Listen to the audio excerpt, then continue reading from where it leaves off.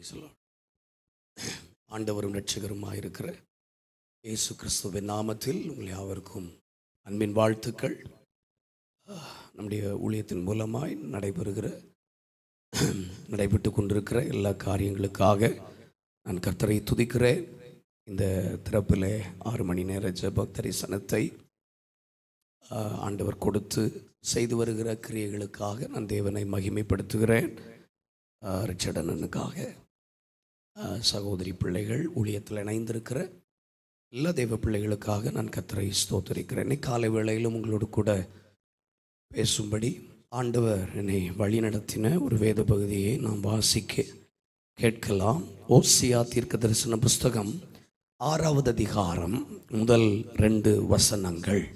ஓசியா 6ஆம் அதிகாரம் முதல் 2 வசனங்கள். கர்த்தரிடத்தில் திரும்புவோம் வாருங்கள், நம்மை பீறினார், அவரே நம்மை குணமாக்குவார். நம்மை அடித்தார், அவரே நம்முடைய காயங்களை கட்டுவார். 2 நாளைகளுக்கு பின்பு அவர் நம்மை உயிர்ப்பிப்பார், 3ஆம் நாளில் நம்மை எழுப்புவார், அவருடைய சமூகத்தில் பிழைத்திருப்போம். எல்லாரும் சேர்ந்து வாசிக்க முடியுமானால் தமிழ் தெரிந்த எல்லாரும் நாம் சேர்ந்து வாசிக்கலாம். ஓசியா 6ஆம் அதிகாரம். பேச வேண்டான்னு நினைக்கிறேன், கொஞ்சம் கவனிங்க. ஓசியா 6ஆம் அதிகாரம் முதல் 2 வசனங்கள் சேர்ந்து வாசிக்கலாம். கர்த்தரிடத்தில் திரும்புவோம் வாருங்கள், நம்மை பீறினார், அவரே நம்மை குணமாக்குவார். 2 நாளைகளுக்கு பின்பு அவர் நம்மை உயிர்ப்பிப்பார், 3ஆம் நாளில் நம்மை எழுப்புவார், அப்பொழுது நாம் அவருடைய சமூகத்தில் பிழைத்திருப்போம். இந்த 2 வசனமும் தேவனுடைய நியாய தீர்ப்பையும், அதற்கு பிற்பாடு தேவன் அவர்களை நியாய தீர்ப்புக்கு பிற்பாடு அவர்களுக்கு செய்த ஒரு நன்மையையும் இந்த 2 வசனங்களின் மூலமாக நம்மால் வாசிக்க முடியும். நேரம் நமக்கு குறைவாக இருக்கிறபடியினால் இன்னும் கொஞ்சம் வேகமாய் உங்கள் ஆவியில் நீங்கள் இணைந்து கொள்ளுங்கள், அது நமக்கு பிரயோஜனமாக இருக்கும்.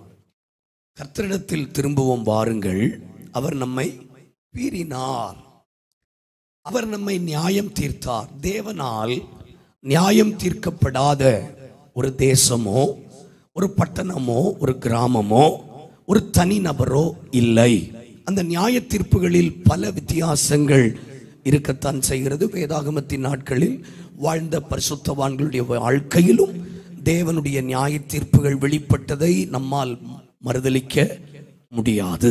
தேவனுடைய நியாய தீர்ப்பு இருக்கிறது. யோபு சொன்னது போல, தேவனே நீர் என்னை தண்டித்தாலும் நான் அவமாய் போகாதபடி என்னை மட்டாய் தண்டியும் என்று சொன்னது போல, தேவன் நியாயம் தீர்க்காத மனுஷன் யாரும் இல்லை. தேவன் என்னை தண்டிக்கவே இல்லை என்றும் யாராலும் சொல்லிவிட முடியாது. எல்லாருக்கும் புரிகிற வண்ணமாக நான் ஒரு உதாரணத்தை சொல்ல முடியும். பைபிளில் ஒரு வசனம் இருக்கிறது, சிலருடைய நியாய தீர்ப்பு அவர்களுக்கு முந்திக் கொள்ளுகிறது, சிலருடைய நியாய தீர்ப்புகள் அவர்களை தொடர்கிறது. உலக பிரகாரமாய் இந்த திருடுகிறவர்கள், ரவுடிசம் பண்ணுகிறவர்கள், இவங்களுக்கெல்லாம் உடனே போலீஸ் தண்டனை கொடுத்துட்டாங்கன்னா அவங்களுக்கு ஒரு நல்ல எதிர்காலம் இருக்குன்னு அர்த்தம். சிலரை பிடிக்கவே மாட்டாங்க, அப்போ அவங்கள குண்டரில் போட போகிறாங்கன்னு அர்த்தம். ஆமாம், ஏன்னா ஒரு 30 கேஸ் அவங்களுக்கு வந்துட்டுன்னா என்கவுண்டரில் அவங்கள போடலான்னு ஒரு சட்டம் இருக்குது. இப்போ இந்த நியாய தீர்ப்பே நடக்கலை அப்படின்னு நினைக்கிற ஒரு கூட்டத்தார் அவங்களுக்கு குண்டர் சட்டம் பாயும். அவர்கள் இன்னைக்கு நல்ல கவனிக்கணும், வேகமாய் நாம் கற்றுக்கொள்ள போகிறோம். சில நேரம் நான் பார்த்திருக்கிறேன், பொய் சொன்னா கூட எனக்கு அடி விழுந்திருக்கு. ஆனா துணிகரமான பாவம் செய்தவர்களும் நல்ல ராம்ராஜ் காட்டன் வேஷ்டி சட்டைகளோடு புறப்படுகிறதை நாம் பார்க்கத்தான் செய்கிறோம். சின்ன பொய் சொன்னால் கூட தேவனுடைய தண்டனையை, தேவனுடைய நியாய தீர்ப்பு என்று சொல்லும்போது கையை வெட்டுறது, காலை வெட்டுறது மட்டுமல்ல, உள்ளத்திலே சமாதானம் கெட்டு போவது கூட ஒரு நியாய தீர்ப்பின் அடையாளம். தேவனுடைய சந்தோஷத்தை உணர முடியாமல் போவதும், கொழுமையான பதார்த்தங்கள் வீட்டில் இருந்தும் அமெரிக்கையோட சாப்பிடுகிற துணிக்கே நலம் என்று சொல்லுகிற ஒரு அவல நிலைமை கூட தேவனுடைய நியாய தீர்ப்பின் அடையாளம் தான். வீட்டில் ஃபேன் இருக்கும், ஏசி இருக்கும், ஆனால் தூக்கம் வராது. அதெல்லாம் ஒரு நியாய தீர்ப்பின் அடையாளங்களே. இப்படி சின்ன சின்ன தவறுகள் செய்யும் போது நியாயம் தீர்க்கப்படுகிற நான் ஒரு பக்கம், மறுபக்கத்தில் துணிகரமாய் பாவங்கள் செய்த பிறகும் அவர்கள் மேல் ஒரு நியாய தீர்ப்புகளும் வெளிப்படவில்லையே என்று சொல்லும் போது வேதாகமம் சொல்லுகிறது, சிலருடைய நியாய தீர்ப்புகள் அவர்களை தொடர்கிறது. தாவீதை ஆண்டவர் நியாயம் தீர்த்தது உண்மை, அவ்வப்போது நியாயம் தீர்த்தார். ஆனால் அந்த நியாய தீர்ப்பு அன்பு நிமித்தமாக இருந்தபடியினால் அந்த முடிவிலே அவனை உயிர்ப்பித்தார், அவனை எழுப்பினார்.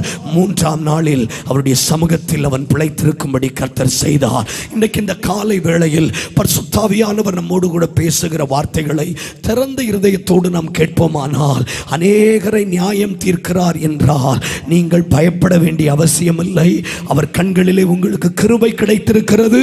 உங்களை எழுப்ப வேண்டும் என்று முடிவு பண்ணினபடியினால் கை தட்டணும்னா கை தட்டலாம். அவர் சமூகத்தில் நீங்கள் பிழைத்திருக்க வேண்டும் என்று அவர் தீர்மானித்திருக்கிறபடியினால் தான் அவ்வப்போது நம்மை சிக்ஷிக்கிறார். தகப்பன் சிநேகிக்கிற பிள்ளைகளை அவர் சிக்ஷிக்கிறார்.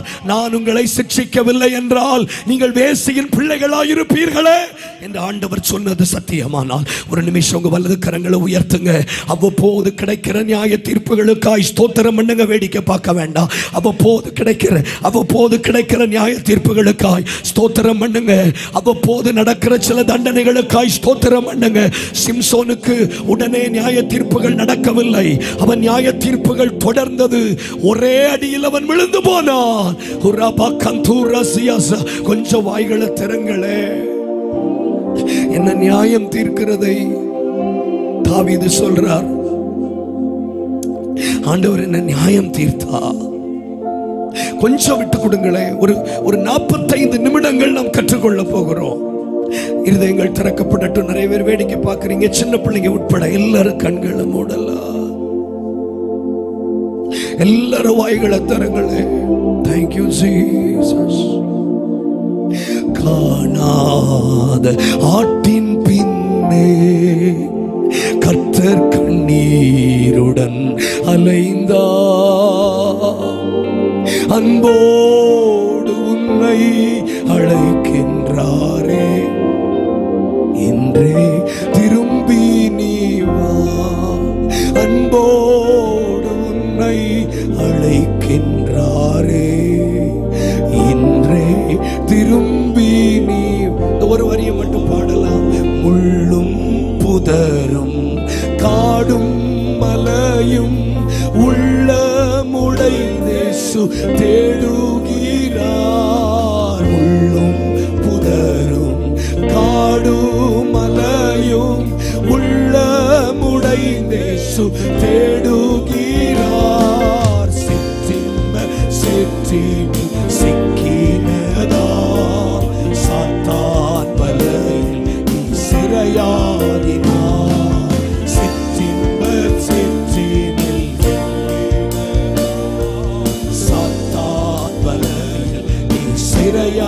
சிறையாகினாய். ஆஹா அல்லேலூயா. ஆஹா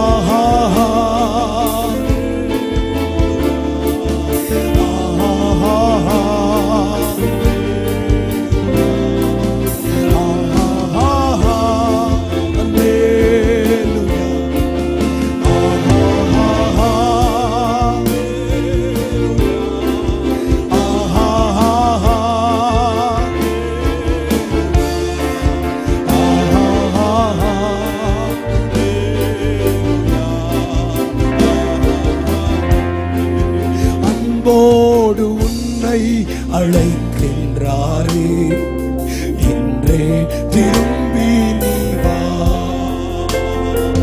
அன்போடு உன்னை அழைக்கின்றாரே.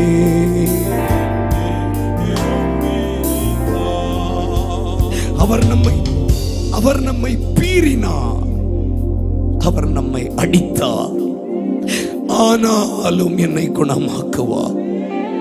என்னை உயிர்ப்பிப்பா, என்னை எழுப்புவா. அவர் சமூகத்தில் நான் பிழைத்திருப்பேன். ஜனம முடியாது அடியேன் முடிவது வார்த்தை முடியாது. இயேசுவின் நாமத்தில் ஜெபம் கேளும் நல்ல பிதாவே. தேவனால் நியாயம் தீர்க்கப்படாத ஜனம் யாரும் இல்லை. ஆனால் திரும்ப ஆண்டவர் நியாயம் தீர்த்த பிற்பாடும் அவர்களை குணமாக்கவும், அவர்களை காயம் கட்டவும், அவர்களை எழுப்பவும் முன் வருகிறது தான் ஆச்சரியம். நான் சொல்ற பேசுற தமிழ் உங்களுக்கு விளங்குதா? நான் ரட்சிக்கப்படுவதற்கு முன்பதாக ஆண்டவரை அறியாதவனாக தேவனுக்கு பிரியமில்லாத வாழ்க்கையில வாழ்ந்தேன். என்னோடு கூட சேர்ந்து அநேகர் நியாயம் தீர்க்கப்பட்டார்கள். ஆனால் நியாயம் தீர்க்கப்பட்ட சிலருடைய வாழ்க்கை மரணத்திலே முடிந்தது. சிலருடைய வாழ்க்கை கோர விபத்திலே முடிந்தது. ஆனால் ஒரு சிறு சிராய்ப்பு கூட இல்லாமல் ஆண்டவர் என்னை எழுப்பினார். நான் ஆண்டவரிடத்தில் இன்றைக்கும் கேட்கிறேன், என்னையும் நியாயம் தீர்த்தீர், ஆனால் என்னை ஏன் எழுப்பினீர்? ஆண்டவர் சிலரை நியாயம் தீர்க்கிறார். எல்லாரையும் நியாயம் தீர்த்தாலும் சிலரை மாத்திரம் குணமாக்கவும், காயம் கட்டவும், உயிர்ப்பிக்கவும், எழுப்பவும், பிழைத்திருக்கவும் விரும்புகிறார். இதை நான் சொன்னாலே உங்களுக்கு புரியும். தாவீதும் சவுலும் ரெண்டு பேரும் தேவனால் ஏற்படுத்தப்பட்ட ராஜாக்கள். பல காலகட்டத்தில் எழுப்பப்பட்டவர்களாயிருந்தாலும், பல சூழ்நிலைகள் அதற்கு பின்னணியத்தில் இருந்தாலும் நம்ம அந்த டீட்டெயிலுக்குள்ள போக வேண்டாம். ஆனா ரெண்டு பேரும் தேவனால் சாமுவேல் தீர்க்கதரிசியின் மூலமாய் அபிஷேகம் பண்ணப்பட்ட ராஜாக்கள். நான் வேதம் வாசித்த அளவில் சவுலை விட தாவீது செய்ததுதான் தவறு என்று நான் சொல்லுவேன். தாவீது செய்த தவறு மன்னிக்க முடியாது. நீங்க வீட்டுல போய் யோசிச்சு பதில் சொல்லுங்க மற்றவங்க. ஆமா. ஆனால் சவுலுடைய பாவம் மன்னிக்க கூடியதா இருந்தாலும் whatever it may be, ஆனால் சவுலை நியாயம் தீர்த்த தேவன் திரும்ப சவுலை காயம் கட்டவோ,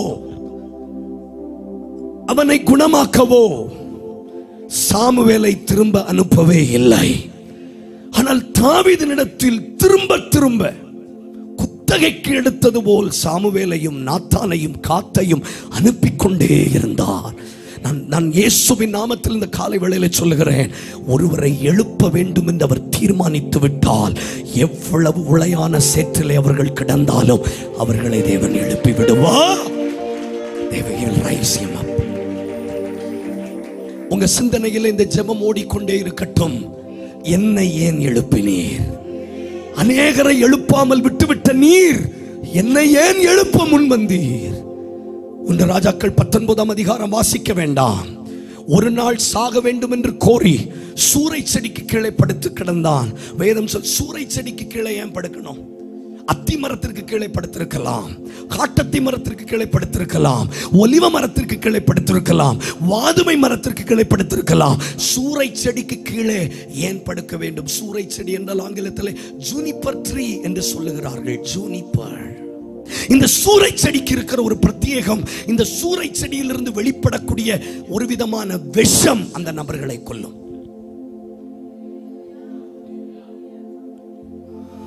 சில மரத்துக்கு கீழே ராத்திரி நேரத்தில் ஏன் படுக்க கூடாதுன்னு சொல்றாங்கன்னா, சில மரங்கள் விஷ வாயுகளை வெளியேற்றும். அதுல மிக நச்சுத்தன்மை வாய்ந்த ஒரு மரம் தான் ஜூனிப்பர், சூரை செடி. We need to think about it. இல்லன்னா இவ்வளவு தூரம் ஒரு நாள் பிரயாணம் பண்ணி ஊர்ல வேற மரமே இல்லையா? ஏன் அவன் சூரை செடிக்கு கீழே படுக்க வேண்டும் என்றால், சூரை செடிக்கு கீழே நச்சுத்தன்மை உண்டு.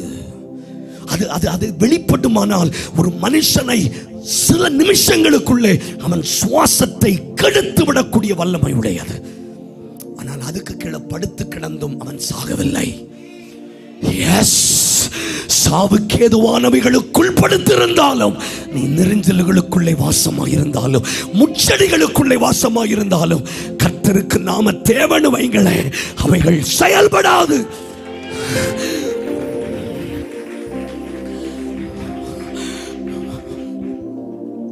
அதோடு முடிந்து விடவில்லை. அவன் 3 வார்த்தைகளை அறிக்கை செய்தான். நம்பர் 1, போதும் கர்த்தாவே.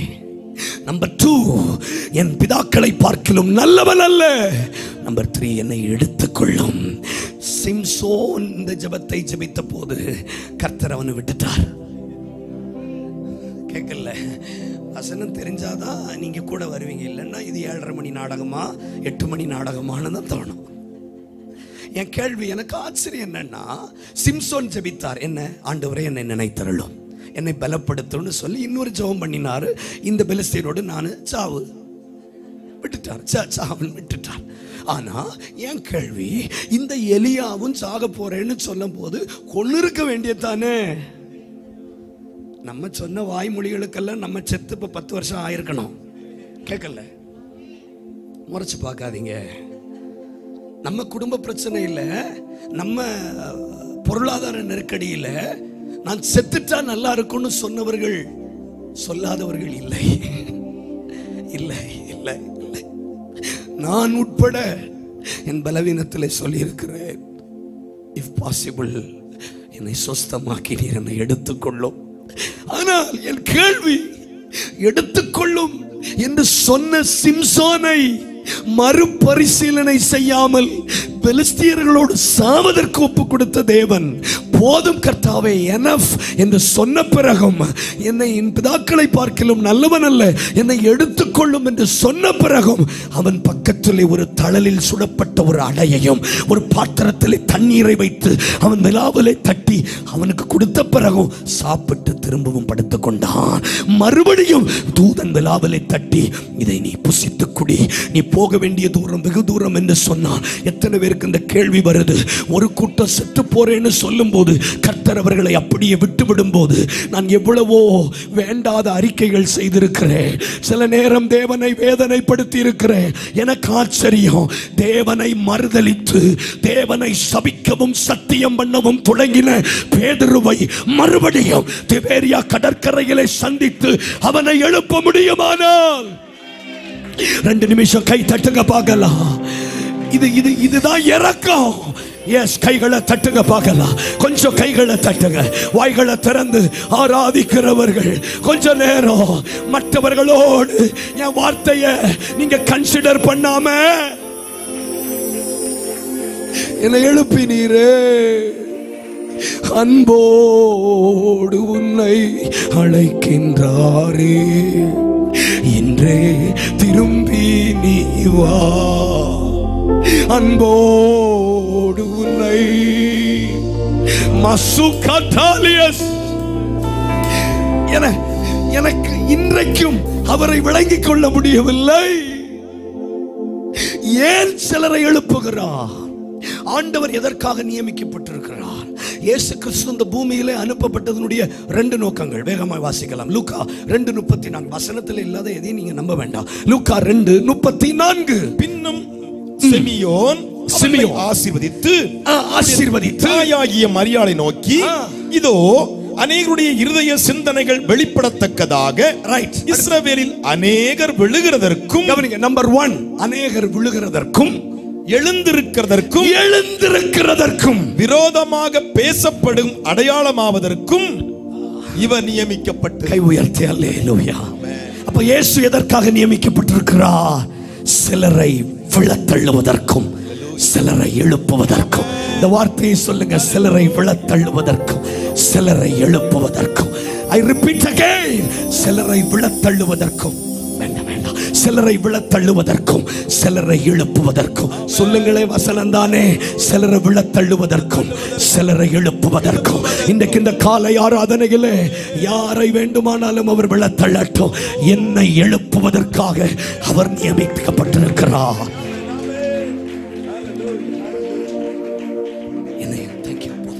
என்னை ஏன் எழுப்புகிறீர்? இது ஆண்டவர் இன்னைக்கு நம்மோடு பேச விரும்புகிறார். இந்த கேள்வி எத்தனை பேருக்குள்ள இருந்திருக்கு? நம்ம பேசின வார்த்தைக்கெல்லாம் நம்மளை திரும்பி கூட பார்த்துருக்க கூடாது. நான் அப்படி என்ன நினைப்பேன், ஏன்னா குடிச்சிட்டு இந்த வேதாகமத்தை நான் தூக்கி எறிஞ்சிருக்கிறேன்.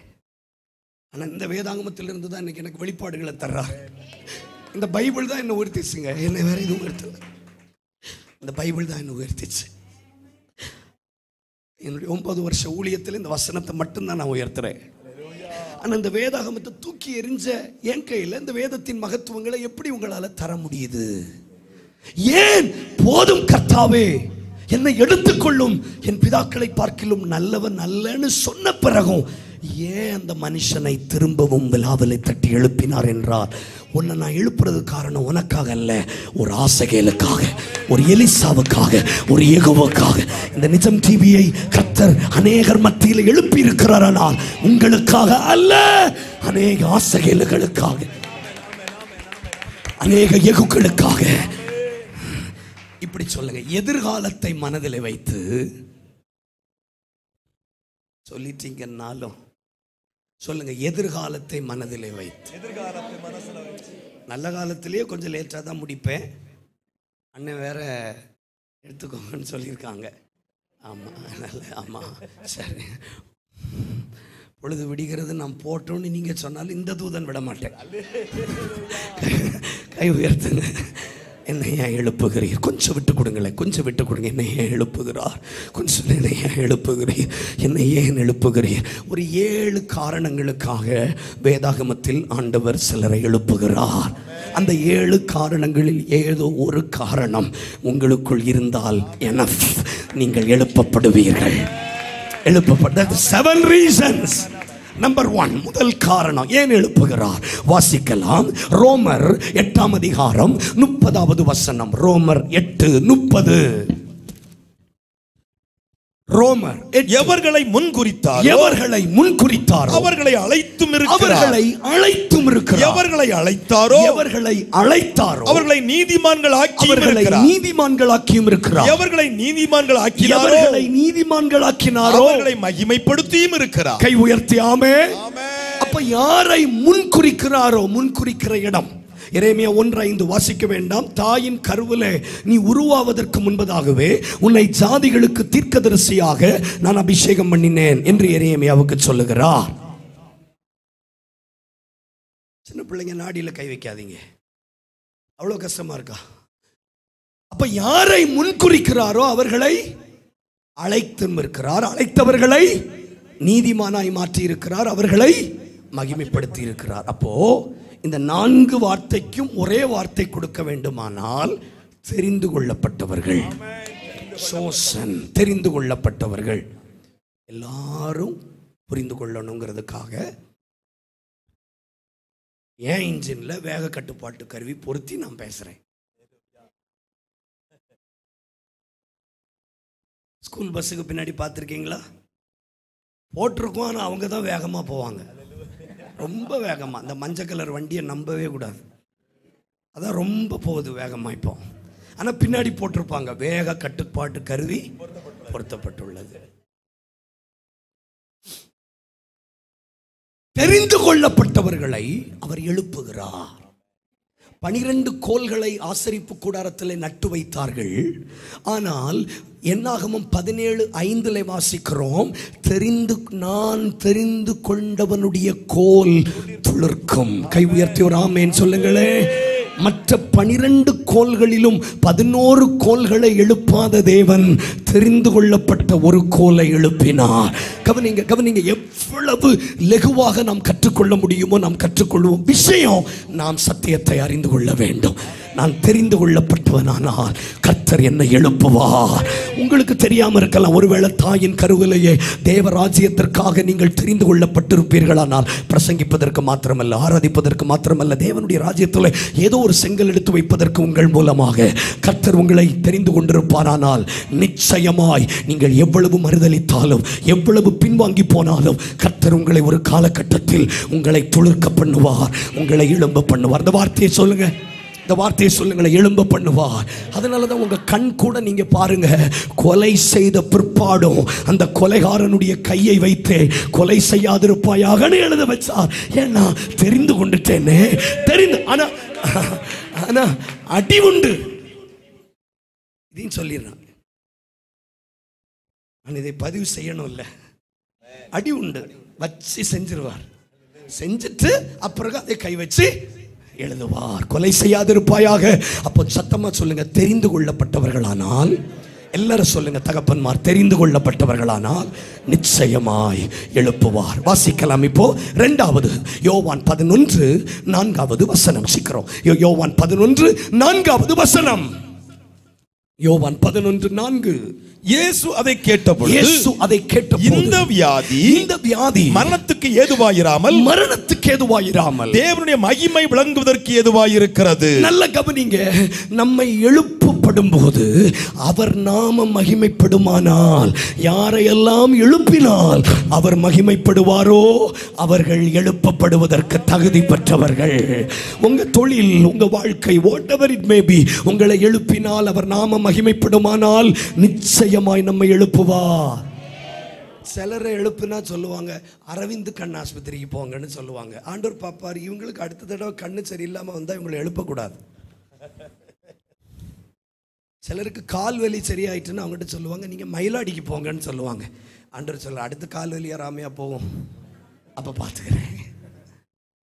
சிலரெல்லாம் எழுப்பினா தேவநாம மகிமைப்படாது, சில டாக்டர்ஸ்கள் நாம மகிமைப்படும். சிலர் எழுப்புகிறதனுடைய பக்க விளைவுகளை நாம் சொல்லுகிறேன். இன்னும் கொஞ்சம் முகத்தை நல்லா வச்சுக்கிடுங்களேன். இவனை எழுப்பினால் என் நாம மகிமைப்படும். உங்களை எழுப்பினால் தேவ நாம மகிமைப்படுமானால் நிச்சயமாய் கர்த்தர் உங்களை எழுப்புவார். சமயம் தாமதிக்க விரும்பல, டைம் ஆயிட்டு. வாசிக்கலாம் மூன்றாவது காரணம். 1 ராஜாக்கள் 1:17. எழுதுறவங்க எழுதிக்கோங்க ப்ளீஸ். 1 ராஜாக்கள் 1:17. 1 ராஜாக்கள் 1:17. Thank you Lord. 1 ராஜாக்கள் 1:17. அதற்கு என் ஆண்டவனே, எனக்கு பின் உன் குமாரனாகிய சாலமோன் ராஜாவாகி அவனே என் சிங்காசனத்தின் மேல் வீற்றிருப்பான் என்று நீர் உம்முடைய தேவனாகிய கர்த்தரை கொண்டு உமது அடியாளுக்கு ஆணையிட்டீரே. கவனியுங்கள், சிலருடைய பரிந்து பேசுதல் சிலரை எழும்புவதற்கு காரணமாய் மாறுகிறது. Somebody's intercession. நல்ல வாய் திறந்து சொல்லுங்க, சிலருடைய பரிந்து பேசுதல். சாலமோன் சிறு பையன்தான். சாலமோனை குறித்து வேதம் சொல்லுகிறது, போக்குவரத்து அறிய தெரியாத சிறு பிள்ளை. இங்கிலீஷ்ல பைபிள்ல இன்னும் அழகாக மொழிபெயர்த்திருக்கிறார்கள். He don't know how to walk like a king. ராஜாவை போல நடக்க தெரியாது என்று. எவ்வளவு உற்சாகமா இருக்கீங்க என்ன? ஆமா, உங்ககிட்ட கூட்ட ஊழியம் செய்துட்டு நான் போய் உபவாசம் பண்ற மாதிரி ஆயிடக்கூடாது. ஆமா, கொஞ்சம் கை உயர்த்தி சொல்லுங்களேன். சின்ன பையன்தான், போக்குவரத்து அறிய தெரியாத பையன்தான். அவனே சொல்றான், எனக்கு போக்குவரத்து, அதுக்கு என்ன அர்த்தம்னா சரியா, போக்குவரத்து அறிய தெரியாத பையன்னா ரோட்ல போக தெரியாதுன்னு சொல்லல, ராஜாவை போல நடக்க தெரியாதுன்னு சொல்றான். எனக்கு ராஜாவை போல நடக்க தெரியாது, ராஜாவை போல பேச தெரியாது. ஆனா இப்படிப்பட்டவனை ஏன் இவ்வளவு சிறு வயதிலே நீ ராஜாவாக்கினீர் என்று கேட்டால், இது இவனுடைய தகுதியை வைத்தல்ல, ஒரு தாயாருடைய பரிந்து பேசுதல். இன்றைக்கு பகல் சிலருக்கு நான் சொல்லுகிறேன், உங்க பிள்ளை தகுதி இல்லை என்று தெரிந்தும் உங்களுடைய பரிந்து பேசுதல் உங்கள் பிள்ளையை கர்த்தருக்காக எழுப்ப வைக்க முடியும். கவனிங்கள், நான் என் ஊழியத்தை நான் ஆரம்பித்தது மேடையில் அல்ல, ஒரு சின்ன வீட்டில். அந்த சின்ன வீட்டில் ஒரு 3-4 பேர் கொண்ட ஒரு கூட்டத்தில் பிரசங்கிப்பதற்காகத்தான் நான் காலேஜ் படிக்கப்பட்ட நாட்களில் அழைக்கப்பட்டிருந்தேன். அந்த 3 பேர் கொண்ட கூட்டத்தில் ஒருவர் எனக்கு வாக்கு பண்ணினார்கள், உங்களுக்கு உதவி செய்ய என்னிடத்தில் பணம் இல்லை, உங்களுக்கு ஊழியத்தில் உதவி செய்ய என்னால் பொருளாதாரத்தில் உதவி செய்ய முடியாது, ஆனால் இந்த ஆண்டவரிடத்தில் நான் உங்களுக்காக பரிந்து பேசுவேன். இந்த தம்பியை இங்கோட விட்டுறக்கூடாது, இவனை நீங்க எங்கெல்லாம் எழுப்பணுமோ எழுப்பணும். நான் சொல்லுவேன், நான் தெரிந்து கொள்ளப்பட்டேனா அது ஒரு பக்கம் இருக்கட்டும், என்னால் அவர் மகிமைப்படுவாரா ஒரு பக்கம் இருக்கட்டும், ஆனா எனக்காக சிலர் பரிந்து பேசுவதனுடைய விளைவு போக்குவரத்து அறிய தெரியாது ஒரு சிறு பிள்ளையை ஆண்டவர் எழுப்பினார். நான் இதை பேசும்போது ஆவியானவர் தீர்க்க தரிசனமாய் சொல்லுகிறார். சிலர் நினைக்கிறீங்க எனக்கு தகுதி இல்லை, நான் ஜெபிக்கல, நான் பைபிள் படிக்கல, ஆனா நான் எப்படி எழும்பினேன், உன் தாயினுடைய ஜெபம் உன்னை எழுப்பிட்டு. சில திறமைகள் நம்மால் உண்டானது அல்ல. சில திறமைகள் நம்மால் சம்பாதிக்க முடியாது. வேடிக்கை பார்க்காதீங்க. என்ன உயிரை கொடுத்தாக்க ஊழியம் செய்யற வேடிக்கை பார்க்க கூடாது. அதனால தான் பேதுரு சொன்னார், பணத்தினால தேவனுடைய வரத்தை சம்பாதிக்க முடியாது. உன் பணம் உன்னோடு நாசமாய் போக கடவுது. தெரிந்தோ தெரியாமலோ நீங்க நினைக்கிறீங்க, நான் தான் ஜெபம் பண்ணலையே, நான் தான் பைபிள் படிக்கலையே, எனக்கு நல்ல கீபோர்டு வாசிக்க தெரியுது. நான் உதாரணத்துக்கு சொல்லுகிறேன், நான் திறமைசாலியாய் மாறிட்டேன், என் தொழில் ஜெயித்திருக்கிறது, நான் பண்ணுகிற பிசினஸ்கள் எனக்கு வாய்க்கிறது. நீ அறியாத ஒரு மன்றாட்டு, நீ அறியாத ஒரு மன்றாட்டு. தாவீதனுடைய உள்ளறையில் ஒரு பட்சேபால் கெஞ்சுகிறாள். விட்டு கொடுங்க. தட்டுனா நல்ல தட்டிரணும், ஆராதிச்சா நல்ல ஆராதிச்சிரணும், ஜெபிச்சா நல்ல ஜெபிச்சிரணும். It's not by might and not by power but by the Spirit of the Lord. உங்களுக்காக யாராவது பரிந்து பேசுறதுக்கு இருக்காங்களா? நான் அப்படி எழுப்பப்பட்டவன் தான். I raised like that. என்கிட்ட சொன்னாங்க, தம்பி உங்களுக்காக நாங்கள் ஜெபிக்கிறோம், இதோட உங்க ஊழியம் முடியக்கூடாது, உங்களை கர்த்தர் எழுப்புவா. ஒரு பட்சேபாலுடைய பரிந்து பேசுது. நான் சொல்றேன், ஒருவேளை சிலர் இங்கே இருக்கலாம், ஆனா அண்ணே நீங்க சொன்ன மாதிரி எனக்கு அம்மா இல்லையே பரிந்து பேசுறதுக்கு. நீங்க கேட்கலாம், எனக்கு அப்பா இல்லையே, எனக்கு ஒரு ஆவிக்குரிய பெற்றோர்கள் இல்லையே பரிந்து பேசுறதுன்னு சொன்னா உங்களுக்கு சொல்லட்டா, இது எல்லாரும் விட அழகா பரிந்து பேசுற ஒரு ஆளை உங்களுக்கு அறிமுகப்படுத்தட்டா. நான் வேண்டிக் கொள்ளுவது இன்னதென்று அறியாது இருக்கும் போது வாக்கு கடங்கா பெருமச்சோடு பரிந்து பேசுகிற ஒரு ஆவியானவர். இன்னைக்கு இதை லைவ்ல பார்த்து கொண்டிருக்கிற சிலர் இப்படி நினைக்கிறீங்க, எனக்கு ஒரு அம்மா இல்லையே, எனக்கு அப்பா இல்லையே, எனக்கு ஒரு ஆவிக்குரிய உடன்பிறப்பு இருந்தா எனக்காக பரிந்து பேசியிருப்பாங்களா? இல்ல, இது எல்லாவற்றையும் விட பரிசுத்த ஆவியானவர். ஆமா, சும்மா அப்படி உட்கார்ந்து இருக்காதீங்க. கை தட்டணும்னா கை தட்டுங்க, வேடிக்கை பார்க்காதீங்க. சத்தம் கேட்டா போதும் தானே, கொஞ்சம் வாயை திறங்க. இப்போ சிலருக்காக பரிந்து பேசுகிறார், பரிந்து பேசுகிறார். இந்த ஊழியத்தை எழுப்புங்க, இந்த சகோதரி எழுப்புங்க, இந்த குடும்பத்தை எழுப்புங்க. நான் இவ்வளவு உயிரை கொடுத்து பிரசங்கம் பண்ணும்போது 100% நீங்க ஒத்துழைக்கணுமா வேண்டாமா? கொஞ்சம் மனசாட்சியோட வாயை திறந்து, எனக்காக யாரும் இல்லையே, எனக்கு அம்மா இல்லையே, எனக்கு அப்பா இல்லையே, எனக்கு கூட பிறப்பு இல்லையே, என்னை தூக்கி விடுறதுக்கு யாரும் இல்லையே, பயப்பட வேண்டாம். இது எல்லாவற்றையும் விட வாக்குத்தத்தம் பண்ணப்பட்ட பரிசுத்த ஆவி, அட்வொகேட், அட்வொகேட், அட்வொகேட் வழக்காடுவதற்கு, உங்களுக்காக பரிந்து பேசுவதற்கு.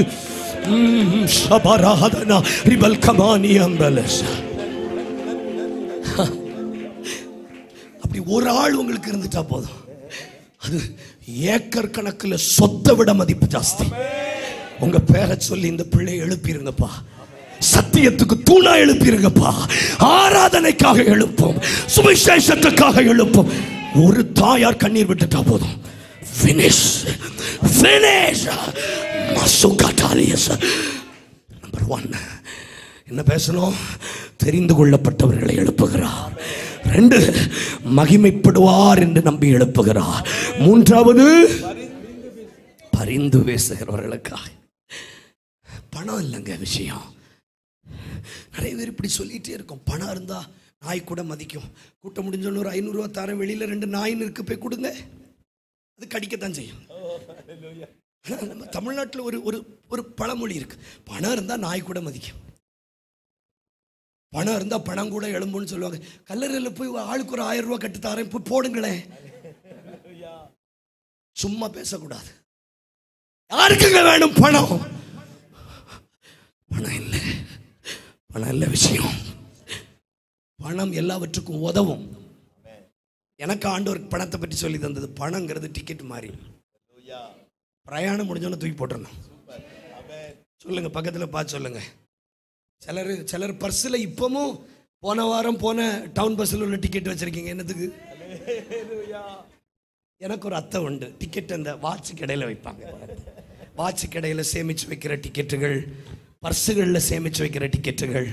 இந்த டிக்கெட் அந்த யாத்திரையோட செல்லுபடி ஆகாது. இது மாதிரி தான் பணம். நாளைக்கு உங்களுக்கு என்ன தேவையோ கர்த்தர் அதை உங்களுக்கு தருவார். அன்றன்றுள்ள ஆகாரத்தை உங்களுக்கு தருவார். நான் ஆண்டவர்கிட்ட சில நேரம் கேட்டிருக்கிறேன், நீங்க இப்படி கேட்டு கேட்டு தாரீங்களே, மொத்தமா தரலாம்ல. என்கிட்ட ஒரே ஒரு வார்த்தை சொன்னார், நல்ல தகப்பன் தன் பிள்ளைய பணம் கொடுத்து கிடக்க மாட்டார். இந்த நிஜம் டிவிக்கு மொத்தமா தர மாட்டார், அப்பப்ப தருவார், அப்பப்ப தருவார். அன்றன்று உள்ள ஆகாரத்தை அன்றன்று தருவார். மொத்தமா தர்றாருன்னா இந்த அப்பா இல்லைன்னு நினைச்சுக்கிடுங்க. மொத்தமா தர்றாரு, அக்கௌண்ட்ல நிறைய இருக்கு. நாளைக்கு 3000 ரூபா தேவைன்னா 3500 ரூபா தருவார். பெட்ரோல் போடுறதுக்கும் ஏதாவது பசுமதி பேக்கரியில் ஏதாவது சாப்பிட்டுட்டு. இதெல்லாம் ஏன் தெரியுதுன்னு நான் இங்கே தான் படித்தேன். ஆமாம், கை உயர்த்தி ஸ்தோத்திரம் பண்ணுங்களே, நல்ல கை உயர்த்தி ஸ்தோத்திரம் பண்ணுங்க, நல்ல கை உயர்த்தங்களே. சொல்லுங்க, ஆண்டவர்கிட்ட சொல்லுங்க, என்ன எழுப்புறதுக்கு பணம் தேவையில்லை. சொல்லுங்க, என்ன எழுப்புறதுக்கு அண்ணன் சொல்லுங்க. கர்த்தர் பேசுறாருங்க. நீங்க நினைக்கிறீங்க என்கிட்ட பணம் இல்லை, என்கிட்ட சொத்து இல்லை, என்ன மதிக்கலன்னு. இல்லை, தெரிந்து கொள்ளப்பட்டவனுடைய கோல் துளிர்க்கும். 2, யார் மூலமாய் மகிமைப்படுவாரோ அவர்களை எழுப்புவார். 3, சிலருக்காக சிலர் பரிந்து பேசுறாங்க, உங்களுக்கு தெரியாது, ஆனா உங்களுக்காக யாரோ பரிந்து பேசுறாங்க. உங்க பெயர் சொல்லாம இந்த கிணற்றண்டையிலே அநேக பெண்கள் தண்ணீர் மொள்ள வருவார்களே, தேவரீர் தெரிந்து கொள்ளுகிற பெண் எவ்வளோ, அவளை எழுப்போன்னு சொன்னாங்க. உங்க பெயர் சொல்லப்படாத விண்ணப்பங்கள் ஏறெடுக்கப்படுகிறது. அதில் கர்த்தர் உங்களை எழுப்புவார். வேகமா வேகமா அடுத்து வாசிங்க. உபாகமம் 9ஆம் அதிகாரம் 4-5 வசனங்கள். 4வது, தேவன் யாரை எழுப்புகிறார், எதற்காக எழுப்புகிறார்? வாசிக்கலாம். 9:4. உன் தேவனாகிய கர்த்தர் அவர்களை உனக்கு முன்பாக துரத்துகையில், நல்ல கவனமா கேளுங்க, அவர்களை உனக்கு முன்பதாக துரத்துகையில் நீ உன் இருதயத்திலே என் நீதியின் நிமித்தம் இந்த தேசத்தை சுதந்தரித்துக் கொள்ளும்படி, உபவாசத்தை நிமித்தம் தேசத்தை சுதந்தரித்துக் கொள்ளும்படி கர்த்தர் என்னை அழைத்து வந்தார் என்று சொல்லாயாக. அந்த ஜாதிகளுடைய ஆகாமியத்தின் நிமித்தமே கர்த்தர் அவர்களை உனக்கு முன்பாக துரத்தி விடுகிறார். 4வது, எப்படி எழுப்பினார் இவங்களை? இவங்க நீதியினால் அல்ல, சத்துருக்களுக்காக இவர்களை எழுப்பினார். கொஞ்சம் சொல்லுங்களேன், கற்றுக்கொள்றீங்கன்னா சொல்லுங்களேன். சத்துருக்களுக்காக. நான் பார்த்திருக்கிறேன், சத்துருக்களுக்காகவே சிலரை கர்த்தர் எழுப்புவார். என்ன உற்சாகம்! உலகத்தில் இப்படி நான் கண்டும் கேட்கலும் இல்லை. சத்துருக்களுக்காக நான் பார்த்துருக்கிறேன். தாவீதுகிட்ட கேட்போமே, தாவீது சார், உங்கள் தலையை எண்ணெயினால உங்களுக்கு ஒரு பந்தி, உங்களுக்கு பாத்திரம் நிரம்பி ஒழிஞ்சதுக்கு என்ன காரணம்? எந்த காலேஜில் பைபிள் படிச்சிங்க? ஒரு காலேஜிலும் படிக்கல. இந்த 4-5 பேய் வந்துச்சு, அதனால. உங்களுக்கு லேட்டாக தான் புரியும். என்ன பேய்கள் நல்லது. என் ஊழியம் வளர்ந்ததே பேயால தான். நான் போற இடம்லாம் பேய் ஆடும். அப்படியே இந்த பாஸ்டருக்கு வல்லம் இருக்கு, கூப்பிடுங்கன்னு சொன்னாங்க. நான் இப்போ ஆண்டவருக்கு நன்றி செலுத்தின. இந்த பேய்க்கும் வாழ்க, நீ மட்டும் இல்லைன்னா என்ன, அது ஆடுனா தான் நமக்கு பவர். நம்ம என்ன வசனம் பேசினாலும் நீங்க இப்போ ஒரு பேய் ஆடிட்டுனா போதும், யாருக்குள்ள இருந்து ஆடுதோ தெரியல, ஆனா ஆடிட்டுன்னு வைங்களேன், போகும்போது பேசுவீங்க, பவர் பயங்கரப்பா. அப்ப நீங்க கவனிங்க, சத்துருக்கள் நிமித்தமும் நம்மளை எழுப்புறாருல. சொல்லுங்க, சத்துருக்கள் நிமித்தம். சீக்கிரம் சத்தமா சொல்லுங்க, சத்துருக்கள். உங்களை சுற்றிலும் சத்துரு பெருக பெருக பெருக தேவன் உங்களை எழுப்புவதற்கு சாத்தியதைகள் அதிகம். கை தட்டணும்னா கை தட்டுங்க. சத்துருக்கள் நிமித்தம் பயப்படாதீங்க, சத்துருக்கள் நிமித்தம் பயப்படாதீங்க. சத்துருக்கள் பெருக பெருக, இந்த வார்த்தையை சொல்லுங்க. சத்துருக்கள் முன்பாக சொல்லுங்க, என் சத்துருக்களுக்கு முன்பாக நீர் எனக்கு ஒரு பந்தியை ஆயத்தப்படுத்தி என் தலை எண்ணெயினால் அபிஷேகம் பண்ணுகிறீர். என் பாத்திரம் எக்ஸ்ட்ரா பயன்படுத்திடுவார் கர்த்தர் உங்களை. சத்துரு பெருக பெருக, தூஷணங்கள் பெருக பெருக, விமர்சனங்கள் பெருக பெருக, அவமானங்கள் பெருக பெருக கர்த்தர் உன் கால்களை மான்கால்களை போலாக்கி உன்னதத்தில் ஏறி இருக்க பண்ணுவார். தெருவில் இருக்கிற சத்துருக்கள் நமக்கு மனுஷன் இல்ல சத்துரு, நமக்கு ஒரே ஒரு சத்துரு, விழுந்து போன கேரூப், பழைய பாம்பாகிய வலு சர்ப்பம், அவனே நமக்கு சத்துரு. சத்துருக்கள் இருக்கிறாங்கன்னு பயப்படாதீங்க, சத்துருக்கள் பெருகிறாங்கன்னு பயப்படாதீங்க. கர்த்தர் அவங்கள மனதில் வைத்து உங்களை எழுப்ப போகிறார். 5வது எதற்காக எழுப்புகிறார்? 5வது வசனம் வாசிங்க பாஸ்டர். 9:5. அதே 9ஆம் அதிகாரம் 5ஆம் வசனம். உன் நீதி நிமித்தம் உன் நீதி நிமித்தம் உன் இருதயத்தினுடைய உத்தமத்தின் நிமித்தம் நீ அவர்கள் தேசத்தை சுதந்தரிக்கும்படி பிரவேசிப்பது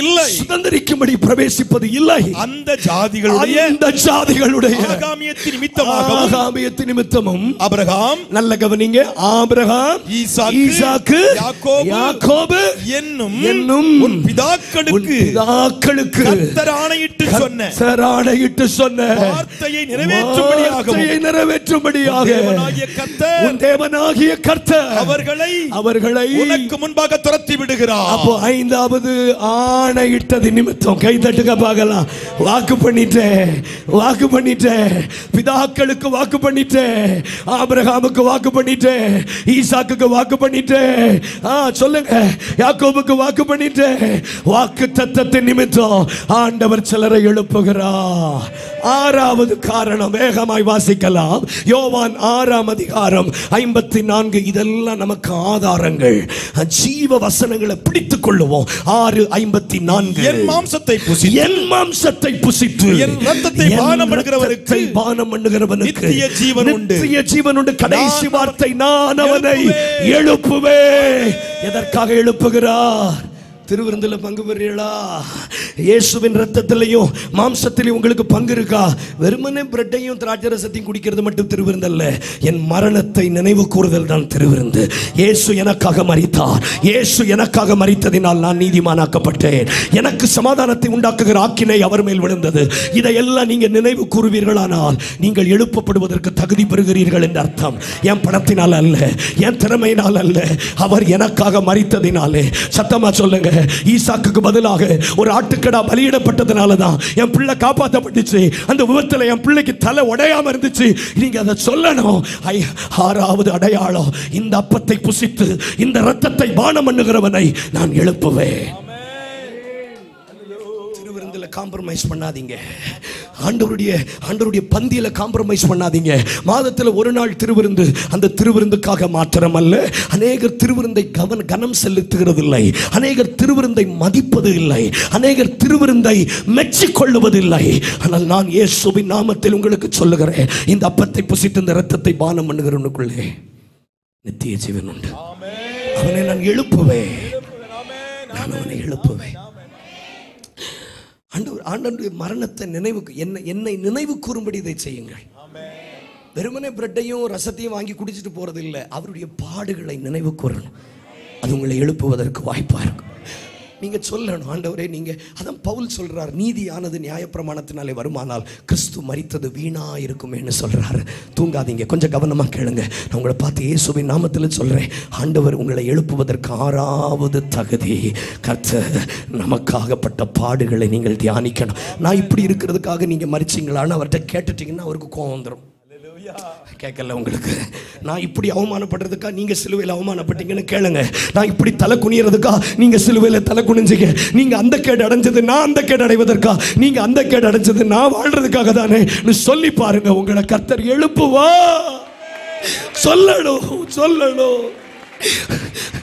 எனக்கு சமாதானத்தை உண்டாக்குகிற ஆக்கினை உண்மையில விழுந்தது. இந்த உபவாசத்தின் நாட்கள் ஆண்டவர் எனக்கு ஒரு ரகசியத்தை கற்றுக் கொடுத்தார். ஞானேஷ், எப்பவும் சொல்லு, because of your victory, நீர் சிலுவையின் மேல ஜெயித்ததனாலதான் நான் ஜெயிக்கிறேன்னு நீ சொல்லிட்டே இரு. உன்னை நான் எழுப்புவேன். நீங்க வாயை திறந்து பிராக்டிக்கலா பேசணும். நான் இன்னைக்கு அவமானப்படக்கூடாதுன்னு தானே அன்னைக்கு கல்வாரி சிலுவையில் அவமானப்பட்டீங்க. நான் இன்னைக்கு காயப்படக்கூடாது தானே நீங்க காயப்பட்டீங்க.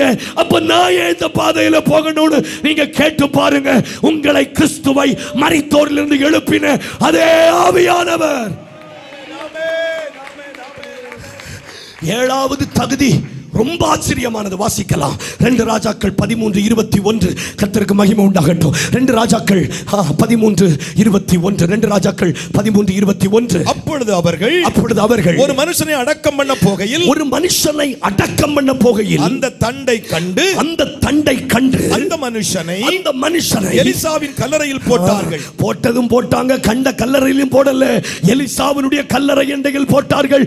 அவன் எலும்பின் மேல் இவன் விழுந்தவுடன் இவன் உயிரோடு உயிரோடு எழும்பினார். நான் சொல்லுகிறேன், சரியான ஐக்கியம் உன்னை எழுப்பும். கை தட்டுங்க. சரியான சபை, சரியான ஃபெல்லோஷிப். நீ மறைத்தாலும் கை தட்டுங்க, ஆராதிங்க. சந்தல வேடிக்கைத்தான் பாக்குறீங்க, என்ன வேடிக்கைத்தான் பாக்குறீங்க? இந்த 7 விஷயத்தை வேகமா சொல்லுங்க பார்க்கலாம். வேகமா சொல்லுங்க. தெரிந்து கொள்ளப்பட்டவனை எழுப்புகிறார். 2 மகிமைப்படுவார் என்று நினைத்து எழுப்புகிறார். 3 பரிந்து பேசுகிறவர்களால் எழுப்புகிறார். 4 சத்துருக்களுக்காக சிலரை எழுப்புகிறார். 5 ஆபிரகாம், ஈசாக்கு, யாக்கோபுக்கு ஆணையிட்ட வாக்குத்தத்த நிமித்தம் சிலரை எழுப்புகிறார். சிலரை அவருடைய மரணத்தை நினைவு கூறுகிறதினால் எழுப்புகிறார். சிலுவையை உயர்த்துகிறதினால் எழுப்புகிறார். 7வது, சரியான ஐக்கியத்தில் இருக்கிறவர்களை தேவன் எழுப்புவார். கை உயர்த்துங்க, கை உயர்த்துங்க, கை உயர்த்துங்க, கை உயர்த்துங்க. நான் கீழ்ப்படிவே, இன்றே செயல்படுவே. நான் கீழ்ப்படிவே, இன்றே செயல்படுவே. இனி வாழ்ந்து காட்டுவே. என்ன நம்புங்கப்பா, இனி வாழ்ந்து காட்டுவே. என்ன நம்புங்கப்பா, என்ன நம்புங்கப்பா, என்ன நம்புங்கப்பா, என்ன நம்புங்கப்பா, என்ன நம்புங்கப்பா. இனி வாழ்ந்து காட்டுவே. கேட்டு பாடுங்க. இனி வாழ்ந்து காட்டுவே. என்ன நம்புங்கப்பா, இனி வாழ்ந்து காட்டுவே. பாடுங்க. நான் கீழ்ப்படிவே. பாடுங்க. நான் கீழ்ப்படிவே. நான் கீழ்ப்படிவே. நான் திரும்ப திரும்ப பாடுறது நீங்க பாடுவீங்கிறதுக்காக. ஓ, நான் கீழ்ப்படிவே, இன்றே செயல்படுவே. இனி வாழ்ந்து காட்டுவே. என்ன நம்புங்கப்பா, இனி வாழ்ந்து காட்டுவே.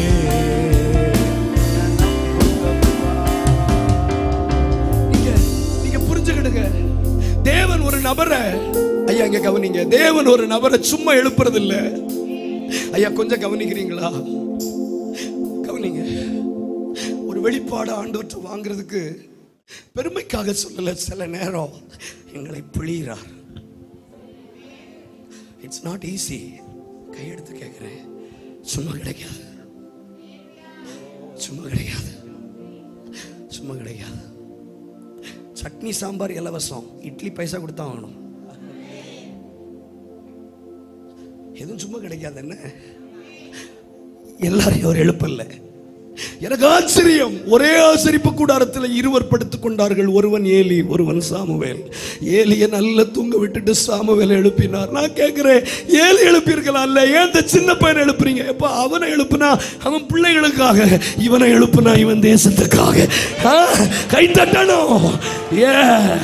கர்த்தர் இதே பட்டணத்தில் சிலரை விழுவதற்கும் சிலரை எழுப்புவதற்கும் நியமித்திருக்கிறார். கை தட்டணும், கை தட்டணும். சபாரு காத்தாலியஸ்.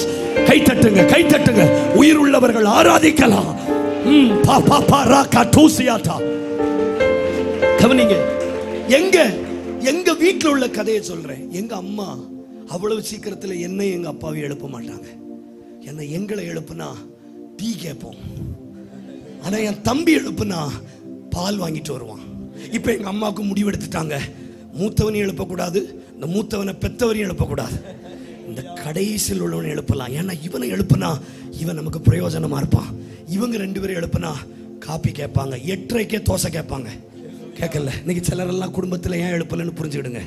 சிலரெல்லாம் தூங்க விடுறாங்க. ஏன்னா இவங்களை எழுப்புனா இப்போ எல்லாம் ஒரு ஆக்ஷன். கொஞ்சம் டீ கிடைக்குமா? அதான் அடுப்பு பற்ற வச்சதுல கொஞ்சம் இல்லை, நிறைய குடிங்க. கொஞ்சம் கிடைக்குமா? கொஞ்சம் கிடைக்குமா? நல்லா பாருங்க, கொஞ்சம் கிடைக்குமா டீ? கொஞ்சம். சிலருக்கு டீ குடிச்சாதான் இன்ஜின் ஓடும். எல்லாம் டீ பைத்தியம். எல்லாருக்கும் டீ குடிக்கணும், டீ குடிக்கணும், டீ குடிக்கணும், டீ குடிக்கணும். சிலரை குடும்பத்திலேயே எங்கள் அம்மாவுக்கு தெரியுது, இவனை எழுப்புனா செலவு ஜாஸ்தி, இவனை எழுப்புனா செலவு ஜாஸ்தி. சிலரெல்லாம் பிரயாணத்தில் எழுப்பவே மாட்டாங்க. எனக்கு தெரிஞ்ச ஒரு சகோதரி சொல்கிறாங்க, என் பிள்ளை பிரயாணத்தில் எழும்பவே செய்யாது. ஏன்னா காப் சிறப்பு கொடுப்பாங்களாம். ஏம்மா நான் சொல்கிறேன், ஏம்மா சும்மா இருக்கிற பிள்ளைக்கு காப் சிரப் கொடுப்பீங்க? அவள் அசந்து தூங்கிடுவானே, இடையில சாத்தூரில் எழும்பிட்டான்னு வைங்களேன், எனக்கு ஒரு 300 ரூபா செலவாயிரும். சிலரை எழுப்புனா ஏக செலவு. ஆனால் சிலரை எழுப்புனா தேவனுக்கு மகிமை. சிலரை எழுப்புனா எத்தனை பேருக்கு புரியுதுன்னு எனக்கு தெரியல. இன்னைக்கு காலையில் ஆவியானவர் முகாந்திரம் கொண்டு பேசுகிறார். தங்கச்சி, உன்னை எழுப்புனா ராஜ்யம் கட்டப்படுமானா? உன்னை எழுப்புனா தேவனுக்கு மகிமையானால் உன்னை எழுப்புவா. எஸ், நல்ல கை தட்டுங்க. அபிஷேகம் பெற்றவங்க இருந்தீங்கன்னா நீங்க கை தட்டி ஆராதிக்கும் போது மற்றவர்கள் மேல அந்த அபிஷேகம் பரவட்டும். சொல்லி ஆராதிங்க. என்னை எழுப்பணும், என்னால பிரயோஜனம் உண்டா? என்னால நன்மை உண்டா? என்னால ஏதாவது லாபம் உண்டா? நான் கீழ்ப்படிவே, இன்றே செயல்படுவே. நான் கீழ்ப்படிவே, இன்றே செயல்படுவே. இனி வாழ்ந்து காட்டுவே, என்ன நம்புங்கப்பா. வாழ்ந்து கொஞ்சம் ஒரு ஜெப முகம் வரட்டுமே. ஒரு ஜெபிக்கிறவங்களா மாறுங்களே. வெறுமனே கேட்கிறவர்களாய் மாத்திரமல்ல, அதன்படி செய்கிறவர்களாய் மாறி பாருங்கள். இன்றே செயல்படுவே, நான் கீழ்ப்படிவே, இன்றே செயல்படுவே. இனி வாழ்ந்து காட்டுவே, என்ன நம்புங்கப்பா. இனி வாழ்ந்து காட்டுவே, என்ன நம்புங்கப்பா, என்ன நம்புங்கப்பா, என்ன நம்புங்கப்பா, என்ன நம்புங்கப்பா.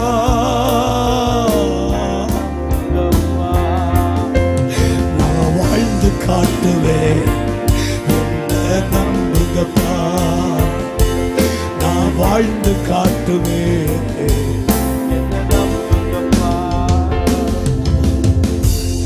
ஒருவரை எழுப்புவதற்கு முன்பதாக இந்த 7 திட்டத்துக்குள்ளே நாம் இருக்கிறோமான்னு பார்க்கிறார். ஒருவேளை நான் தெரிந்து கொள்ளப்படாமல் இருந்திருக்கலாம். ஒருவேளை என்னை எழுப்பினால் அவர் மகிமைப்படுவார்னு நினைச்சு கூட சிலர் எழுப்புவார். இந்த 7 ஒரே ஆளுக்கு இல்லை, ஒவ்வொரு ஆளுக்கும் ஒவ்வொன்றா இருக்கலாம். சிலரை தெரிந்து கொள்ளுதலினாலே எழுப்புகிறார். சிலரை எழுப்பினா பின்னாட்கள்ல மகிமை வரும்னு எழுப்புவார். சிலரை எழுப்பினா இவங்க பரிந்து பேசுறாங்கல்ல, இவங்களுக்காக அவங்களை எழுப்பணும்னு எழுப்புறாரு. அடுத்து சிலரை சத்துருக்களுக்காக எழுப்புறாரு. ரொம்ப தொந்தரவு பண்றானே, இவனை எழுப்பி சத்துருக்கு வெட்கத்தை உடுத்தணும்னு எழுப்புவார். 5வது, ஆபிரகாம், ஈசாக்கு, யாக்கோபுக்கு ஆணையிட்ட வாக்குத்தத்தத்தின் நிமித்தம் எழுப்புகிறார். சிலர் என் மரணத்தை நினைவு கூர்றாங்களே, என் சிலுவையை உயர்த்தி பிடிக்கிறாங்களே, இவங்களை என் நாமத்துக்காக எழுப்பலான்னு எழுப்புறார். சிலரை ஏன் எழுப்புறார் தெரியுமா? ஐக்கியம். எனக்கு ஆச்சரியம். போயும் அவன் அந்த போர் சேவகனை எலிசா செத்த இடத்துல தூக்கி போட்டிருக்காங்க பாருங்க, படார்னு அவன் திரும்ப வந்துட்டான். நான் சொல்றேன், சரியான ஐக்கியத்தில் இருந்தா நீங்க செத்தால் எழும்பிடுவீங்க. கை தட்டுங்க. உங்க ஜெபத்தில் எழும்புவீங்க, உங்க ஊழியத்தில் எழும்புவீங்க, உங்க ஆவிக்குரிய வாழ்க்கையில் எழும்புவீங்க. ஒரு நாள் கூட உங்களை சோர்ந்து போக விட மாட்டார். உங்களை தட்டி எழுப்புவார்.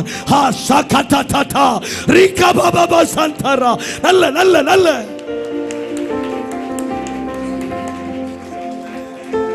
யோசிச்சு பாருங்க. ஒரு நாள் ராத்திரி கூட அந்த கண்ணீரோடு நம்மளை தூங்க விடல.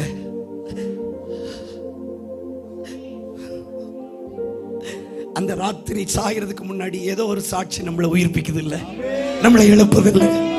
என்னடா வாழ்க்கை? சூறை செடிகளை படுத்து கிடக்கும் போது அந்த பொழுது சாய்வதற்கு முன்னாடி தூதன் அனுப்பிட்டார்ல. ஒரு பாட்டு நம்மளை எழுப்பிச்சில்ல, ஒரு பிரசங்கம் நம்மளை எழுப்பிச்சில்ல. கர்த்தர் சிலரை எழுப்புகிறார். இதெல்லாம் நீங்க புரிஞ்சு கொள்ளணும். கை உயர்த்தி ஸ்தோத்திரம் பண்ணுங்களேன். வேகமா யோவான் 11:43. கொஞ்ச நேரம் அவ்வளவுதான், நம்ம ஜெபிக்க போறோம். யோவான் 11:43. இந்த சத்தியத்தை கவனமா கேளுங்க. யோவான் 11:43. இவைகளை சொன்ன பின்பு இயேசு, லாசருவே வெளியே வா என்று உரத்த சத்தமாய் கூப்பிட்டார். நிறைய பேர் செத்தாங்க தானே. ஒரு சர்வே சொல்லுகிறது, ஒரு நாளில் ஒரு நிமிஷத்தில் 3 பிள்ளைகள் பிறக்கிறார்கள். உலகத்தில் ஏதோ ஒரு மூலையில் 3 பிள்ளைகள் மரிக்கிறார்கள். 3 பேர் மரிக்கும் போது சைமல்டேனியஸ்லி 3 பிள்ளைகள் பிறக்கிறார்கள். இது ஒரே இடத்துல இல்லை, உலகத்தில் பல பாகத்தில் இது நடந்துகிட்டே இருக்கிறதுனால தான் ஜனத்தொகை பெருகிட்டே இருக்கு. யோசிச்சு பதில் சொல்லுங்க. ஜனத்தொகை அப்போ மரிக்க மரிக்க ஜனத்தொகை குறையணுமா கூடணுமா? குறையணும். ஆனால் கூட்டிட்டு தானே இருக்கு. ஏன்னா மரிக்க மரிக்க மரிக்க அந்த இடத்தை ரீப்ளேஸ் பண்றதுக்கு ஆண்டவர் எழுப்பிட்டே இருக்கார். அதான் அர்த்தம். அப்போ என் கேள்வி, இந்த லாசரு மட்டுமல்ல, அந்த காலகட்டத்தில் அநேகர் மரித்திருக்கிறார்கள். நான் பேசுகிறது உலக பிரகாரமான மரணத்தை வைத்தல்ல, ஆவிக்குரிய மரணங்கள். அங்கே ஜெபத்தில் மரிக்கிறவர்களை நாம் பார்த்து கொண்டே தான் இருக்கிறோம். ஆங்காங்கே ஆவிக்குரிய வாழ்க்கையில், ஊழியத்தில், ரட்சிப்பில் மரிக்கிறவர்களை பார்த்து கொண்டே தான் இருக்கிறோம். வல்லமையாக எழும்பின சிலர் பிரகாசிக்க முடியாமல் மரித்து போகிறதை நாம் பார்த்து கொண்டே இருக்கிறோம். ஆனால் பிரத்யேகமாய் ஸ்பெசிபிக்கலி லாசருன்னு சொல்லி ஏன் வெளியே வர சொன்னார்னா, சும்மா வெளியே வான்னா 100 வருஷத்துக்கு முன்னாடி செத்ததெல்லாம் வந்துடும். அவங்களெல்லாம் எழுப்பி பிரயோஜனம் இல்லை. அவங்கள எழுப்புனா மறுபடியும் பென்ஷன் கொடுக்க வேண்டியது இருக்கும். அவங்கள எழுப்புனா மறுபடியும் ட்ரெயினில் எனக்கு ஃப்ரீயாக போவீங்களா? அப்போ நீ எழுப்ப வேண்டாம், நீ அங்கே படுத்துக்க. சிலர் எழுப்பாததுக்கு லாசருவை மட்டும் ஏன் எழுப்பினார்? வேகமாக வாசிங்க. லாசருவை ஏன் எழுப்பினார்? லாசருவை ஏன் எழுப்பணும்? ஒரு நிமிஷம் கவனிங்களேன். ஏன் எழுப்பணும்? கொஞ்சம் இந்த கேள்வி உங்கள் இருதயத்தில் வைங்களேன். தாழ்மையாக கேட்குறேன். ஏன் லாசருவை மட்டும் எழுப்பணும்? ஏன் லாசருவே வெளியே வான்னு எழுப்பினார்? கொஞ்சம் காது கொடுத்து கேளுங்க. ஒரு 15 நிமிடங்கள் லாசருவே வெளியே வா. நமக்கு தெரிந்த சத்தியமா இருந்தாலும் அறியப்படாத சில உண்மைகள். லாசருவே வெளியே வாடி ஏன் கூப்பிட்டார்? ஏன் இந்த லாசரு மட்டும் எழுப்பினார்? ஆண்டவர் பட்சபாதம் உள்ளவர் அல்லவே என்று வேதம் சொல்லுகிறது. he don't have any partiality.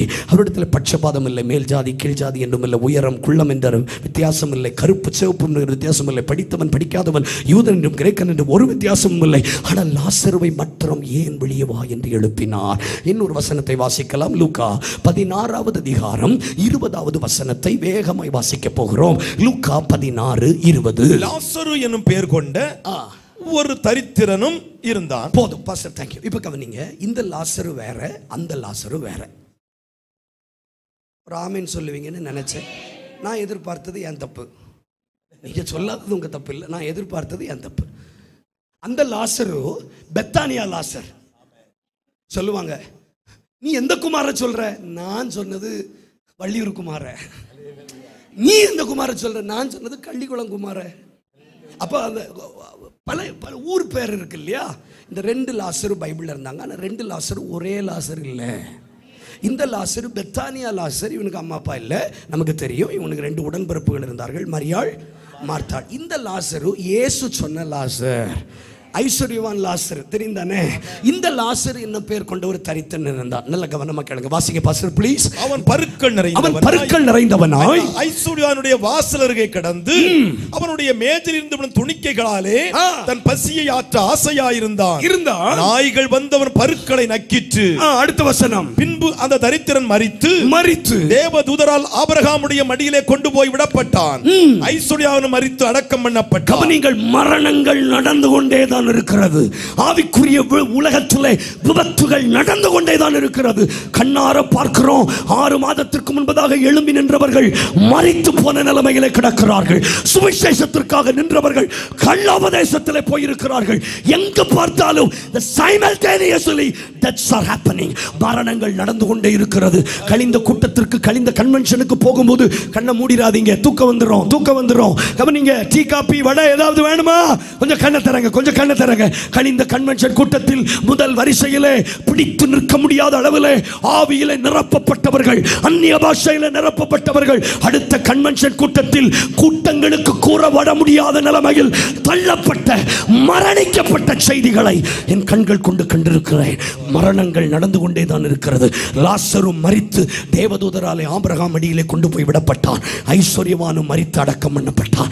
பாவத்தின் சம்பளம் மரணம். இப்ப நான் எந்த மரணத்தை பத்தி பேசுறேன்னு உங்களுக்கு புரிஞ்சிருக்கும். கை உயர்த்தி ஆமென் சொல்லுங்களேன். The wages of sin is death.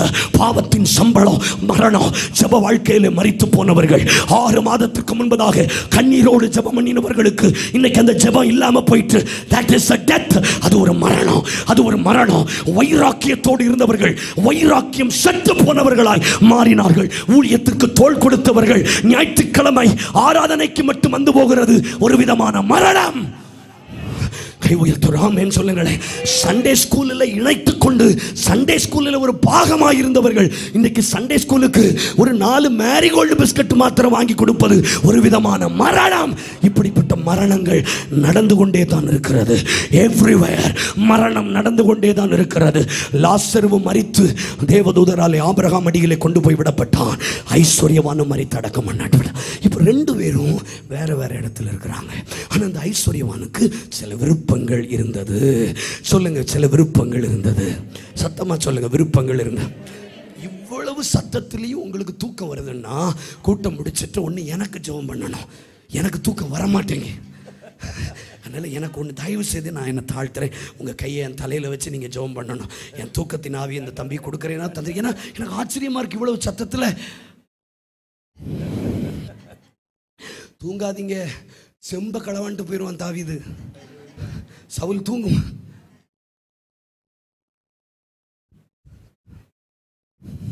ஒரு உபவாச ஜெபம் முடிஞ்சோன்னு ஒரு அம்மாவை சாட்சியில் கூப்பிட்டாங்க. பெருசாக சொல்லுன்னு நினச்சாங்க. ஆண்டோடைய பெரிதான கிருபையினால 40 வருஷம் தூக்கம் இல்லாமல் இருந்தேன். இந்த உபவாச கூட்டத்தில் வந்து கத்த நல்ல தூக்க சத்தம்.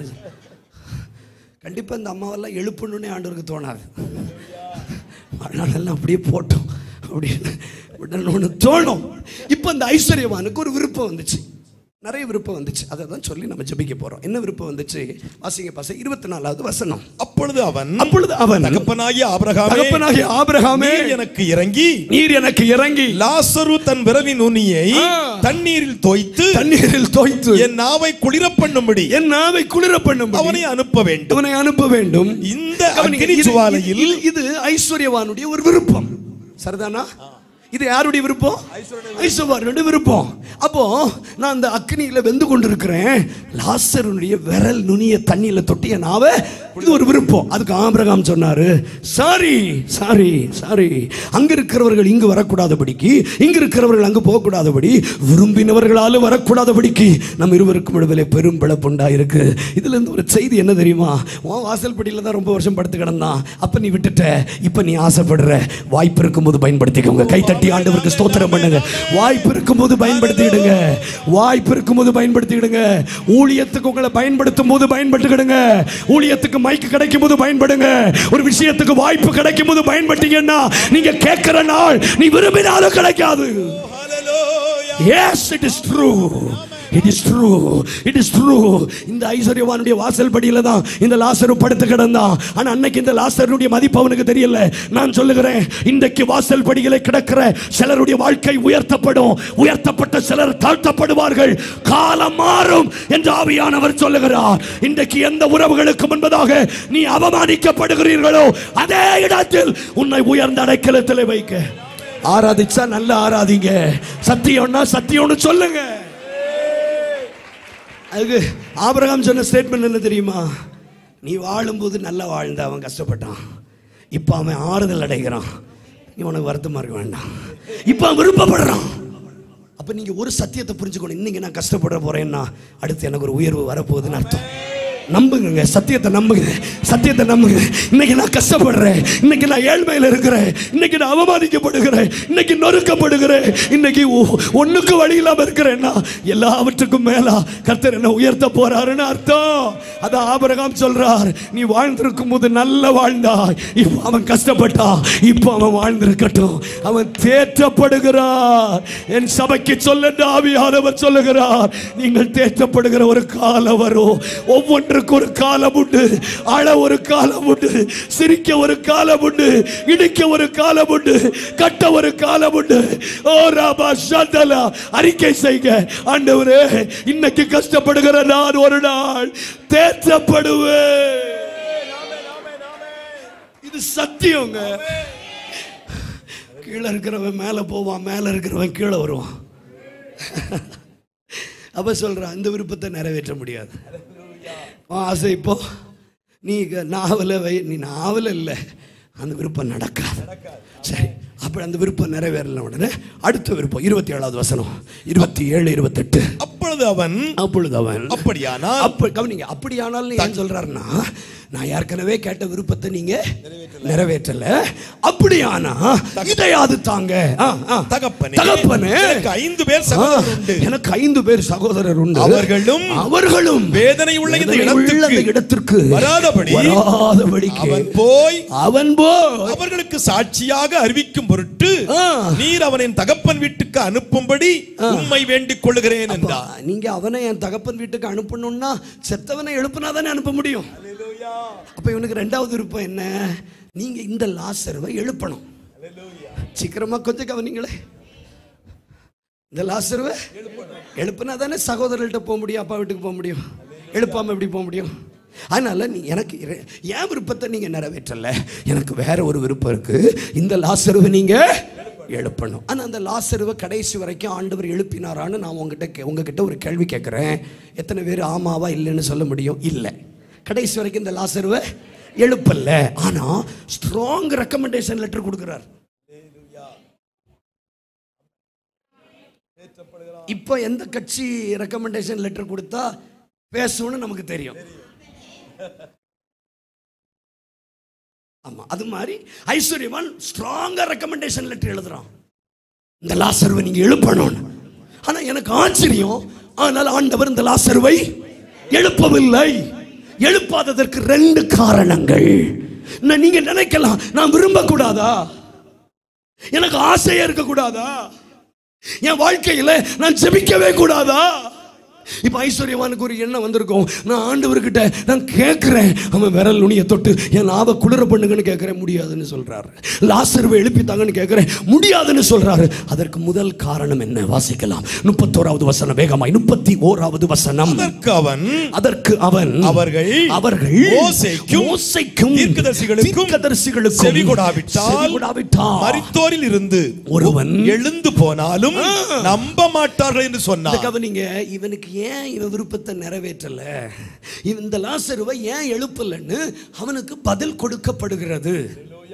ஏன் சொல்றாருன்னா, நீ இப்போ என்கிட்ட எழுப்பி கேட்கறது ஆவிக்குரிய உலகத்துல மிக உயரமான ஒரு அற்புதத்தை என்கிட்ட நீ கேட்கிற. சிலருக்கு ஒரு தடவை சொன்னா புரிஞ்சிடும், சிலருக்கு 2-3 தடவை சொன்னா புரியும், சிலருக்கு எத்தனை தடவை சொன்னாலும் புரியாது. இப்ப இவன் கேட்ட விருப்பம் சாதாரண விருப்பம் இல்லை. இவன் கேட்ட விருப்பம் ஆவிக்குரிய உலகத்திலேயே உயரமான ஒரு அற்புதத்தை கேட்கிறான். மரித்தோரை உயிரோடு எழுப்புவது பெரிய அற்புதமா சின்ன அற்புதமா? ஐயா கொஞ்சம் கவனமா கேளுங்களேன். நிறைய நேரம் இருக்கு, வீட்டில் போய் தூங்கலாம். கொஞ்சம் கரங்களை உயர்த்தி ஒரு ஆமேன்னு சொல்லுங்களேன், சத்தமா சொல்லுங்க ஹல்லேலூயா. மரித்தோரை உயிரோடு எழுப்புறது உலகத்துல மேலான அற்புதம். ஆனா அந்த அற்புதத்தை அவன் விரும்புறான். நீங்க அவனை எழுப்பி என் தகப்பன் வீட்டுக்கு, ஆனா ஆண்டவர் அதை செய்யல. ஏன் செய்யலன்னா, அவனுக்கு மோசையும் தீர்க்கதரிசி இருக்காங்க, அவங்களுக்கு அவன் செவி கொடுக்கலன்னா இதை எழுப்பி பிரயோஜனம் இல்லை. அதுக்கு அர்த்தம் என்னன்னா, உயரமான அற்புதம் என்ன அற்புதம்? மரித்தோரை உயிரோடு எழுப்புறது. அடிப்படையான அற்புதம் என்னன்னா, மோசையும் தீர்க்கதரிசியும். மோசே வந்தா யாருக்கும் பிடிக்காது, இவன் வந்தாலே எதையாவது பேசுவான். என்ன பேசுவார் மோசே? மேல வானத்துல கீழே பூமியிலன்னு சொல்ல தொடங்கிட்டார். எங்க பாட்டி இருந்தா எங்க அம்மா சொல்லும், அத்தை வேற வெளியில வாராவளே, வீடை பெருக்கலன்னு சொல்லுவாங்க, பாத்திரத்தில் அழுக்கு போலன்னு சொல்லுவாங்க. அப்போ இந்த கிளவிகள்லாம் யாருக்கு சமம் அப்படின்னா, எங்கள் வீட்டில் மோசைக்கும் தீர்க்கதரிசிக்கு சமம். ஏன்னா அவங்க கண்ணுக்கு கண்ணு, பல்லுக்கு பல்லு. ஆமாம், லட்சணம், அம்மா வளர்த்துருக்க லட்சணம் அப்படின்னு சொல்லுவாங்க எங்கள் பாட்டி வந்தா. அதனால அந்த மோசை தீர்க்கதரிசி யாருக்காவது பிடிக்குமா? முடியாது. ஆனா ஆண்டவர் சொல்றாரு, அந்த அடிப்படையான மோசே தீர்க்கதரிசியை வாங்கிட்ட அனுப்புனேன், நீ அவங்களுக்கே செவி கொடுக்கல. ஆனா இப்போ உயரமான ஒன்றை நீ கேட்கிற, நான் உனக்கு தரமாட்டேன். நீ கொஞ்சத்தில் உண்மையா இருந்துட்டு நீ கேட்டிருந்தா இதையும் உனக்கு எழுப்பி தந்திருப்பேன். கவனிங்க, அவன் செய்த 2 தவறுகள். கவனிங்கள், சபையோடு ஆண்டவர் பேசுகிறார், கேட்கிற ஒவ்வொருவரோடு ஆண்டவர் பேசுகிறார். ஆண்டவர் தருகிற சின்ன சின்ன விஷயத்தில் நீங்க உண்மையா இருப்பீர்களானால் நீங்கள் எதை எழுப்பி கேட்டாலும் கர்த்தர் எழுப்பி தருவார். நல்ல கை கை தட்டுங்க, நல்ல கை தட்டுங்க. அவ்வளவுதான். இன்னைக்கு காலையில் சிலருடைய சரித்திரங்கள் புரட்டப்பட போகிறது. ஆண்டவர் தந்த கொஞ்ச விஷயத்துல, அந்த சின்ன விஷயத்துல, ஆண்டவர் அனுப்பின மோசே தீர்க்கதரிசி விஷயத்துல, வசனம் பேசுற விஷயத்துல, பைபிள் படிக்கிற விஷயத்துல, சங்கீத பகுதி விஷயத்துல, பாட்டு பாடுற விஷயத்துல, ஜெபம் பண்ணுகிற விஷயத்துல, குடும்பத்தை நடத்துகிற விஷயத்துல, அந்த பெட்டி கடையை நடத்துற விஷயத்துல, அந்த சின்ன தொழில்ல, அந்த சின்ன பிசினஸ்ல நீ உண்மையா இருந்துட்டு எனக்கு லாசருவை எழுப்பி கேளு, நான் அவனை எழுப்புவேன். நான் அனுப்பின மோசைக்கும் தீர்க்கதரிசிக்குமே நீ உண்மை இல்லையே. 100 ரூபாய்க்கு கணக்கு எழுத தெரியாதவங்கள 10 லட்சம் ரூபாய்க்கு கணக்கு எழுத போறாங்க. 100 ரூபாய்க்கு கணக்கு எழுத தெரியாதவங்களா 10 லட்சம் ரூபாய்க்கு அக்கௌண்ட் மெயின்டைன் பண்ண போறாங்க. வசனம் வாசிக்க நேரம் இல்லை. ஆனால் லூக்கா 16ஆம் அதிகாரம் 10, 11, 12 3 கூட்டத்தை ஆண்டவர் அறிமுகப்படுத்துகிறார். முதல்ல கொஞ்சத்திலே உண்மையுள்ளவன், போதும், கொஞ்சத்திலே உண்மையுள்ளவன். அடுத்த வசனம் வாசிங்க. அநீதியான உலகப் பொருளை பற்றி நீங்கள் உண்மையாயிராவிட்டால், முதல்ல கொஞ்சத்தில் உண்மையா இருக்கணும். ரெண்டாவது அநீதி உள்ள உலக பொருள்ல உண்மையா இருக்கணும். மூன்றாவது சொல்றாரு மற்றவர்களுடைய, மூணாவது வசனம் பாஸ்டர் அடுத்து, வேறனுடைய காரியத்தில் நீங்கள் உண்மையுள்ளவர்களாய் இராவிட்டால், கவனிங்களே, உங்களுக்கு யாதொன்றை சொந்தமாக கொடுப்பவர் யார்? இவ்வளவு அமைதியா இருக்கும் போது எனக்கு உங்க மேல கோவம் வரல, 2 மணி நேரம் எக்ஸ்ட்ரா எடுக்கணும்னு தோணுது. நீங்க என்ன நினைக்கிறீங்க அப்படின்னா, நீங்க கவனிக்கல, நான் தாழ்மையா சொல்றேன், நான் சொன்ன நீங்க கோவப்படக்கூடாது. கர்த்தருடைய வேலையை முடிக்காம வீட்டுக்கு போகாதீங்க. சகரியா தன் ஊழியத்தை நிறைவேற்றி விட்டு வீட்டுக்கு போனான். எலிசபெத்து கர்ப்பவதியானாள். அப்படி போய் அடிபட்டிருக்கேன். சாயங்காலம் மட்டும் யாரையாவது பேச வைங்களேன், நான் வீட்டுக்கு போறேன், ரிலையன்ஸு கூட்டிட்டு போனோம் என் மனைவி என் குடும்பத்தெல்லாம் அப்படின்னு போனேன். சண்டை தான் வந்திருக்கு. பானிபூரி வாங்கி கொடுத்த கேஸில் நான் மாட்டிட்டேன். உங்களுக்கு புரியாது, எனக்கு தெரியும். சபையில் ஆத்மாவே கர்த்தரை ஸ்தோத்திரி சொல்கிறதுக்கு முன்னாடி வீட்டுக்கு ஓடினீங்கன்னா அங்கே ஒரு பேய் ரெடியாக இருக்கும். நீங்கள் அந்த சோறை ஒழுங்காக சாப்பிட முடியாது. இப்போ அதான் நான் சொன்னேன், நீங்கள் தப்பாக எடுத்துக்கிடக்கூடாதுன்னு தான் நான் சொல்கிறேன். சிலர் ஓடுவாங்க, நான் அப்படி ஓடி எல்லாம் அடி வாங்கிட்டேன். அதனால் இப்போ கூட்டம் முடிச்சிட்டு எக்ஸசிவாக தான் ஏதாவது செய்துட்டு போனோம். எல்லாரும் சொல்லுங்க, எனக்கு சபையில் வேலை முடிஞ்சிட்டு நான் போட்டோம். கொஞ்சம் கை உயர்த்தி ஸ்தோத்திரம் பண்ணுங்க. இந்த இடையில எல்லாம் போகாதீங்க. இந்த வார்த்தையை சொல்லுங்க, ஊழியத்தை நிறைவேற்றிட்டு வீட்டுக்கு போங்க. வீட்டில் ஒரு மலடு இருக்காது. கை தட்டுங்க. அத்தனைக்கும் ஜீவன் ஜீவன் ஜீவன். நல்ல இடையில போகாதீங்க. சிலரோடு எச்சரிக்கிறார், இடையில போகாதீங்க. நல்ல கை உயர்த்தியோ வாயை திறந்தோ ஸ்தோத்திரம் பண்ணுங்க, ஸ்தோத்திரம் பண்ணுங்க. சின்ன சின்ன விஷயத்துல உண்மையா இருக்கணும். இந்த 3 வசனம் நமக்கு என்ன, நான் ஏன் வசனத்தை சொல்லலைங்க. முதல்ல கொஞ்சத்துல உண்மையா இருக்கணும். ரெண்டாவது அநீதி உள்ள உலக பொருள்ல உண்மையா இருக்கணும். மூணாவது மற்றவங்க விஷயத்துல உண்மையா இருக்கணும்.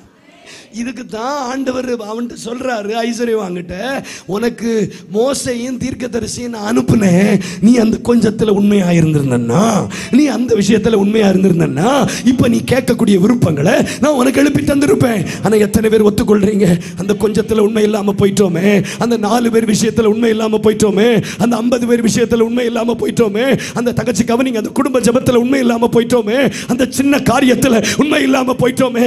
நல்ல கவனிங்க. முதலாவது தாவீது தன் தகப்பனுடைய கொஞ்ச ஆடுகளில் உண்மையாயிருந்தான். கர்த்தர் அவனை நம்பி 30 லட்சம் ஜனங்களை கொடுத்தார். யாக்கோபு தன் லாபனுடைய ஆடுகள், மாமானுடைய ஆடுகளில் உண்மையாயிருந்தார். அவனுடைய தொழுவத்தில் கொழுமையான ஆடுகள் பொழிய தொடங்கிற்று. மோசே தன் மாமனாகிய எத்திரவனுடைய ஆடுகளில் உண்மையாயிருந்தார். கர்த்தர் அவனை நம்பி 30 லட்சம் ஆடுகளுக்கு மெய்ப்பனும் கண்மலையுமாய் மாற்றினார். இன்னைக்கு காலையில் சிலருடைய விருப்பங்கள் நிறைவேறாததற்கு காரணம், சிலர் கேட்டு கர்த்தர் செய்யாம இருப்பதற்கு காரணம், அவர் பொய் சொல்ல ஒரு மனுஷன் அல்ல, மனமாற ஒரு மனுபுத்திரன் அல்ல.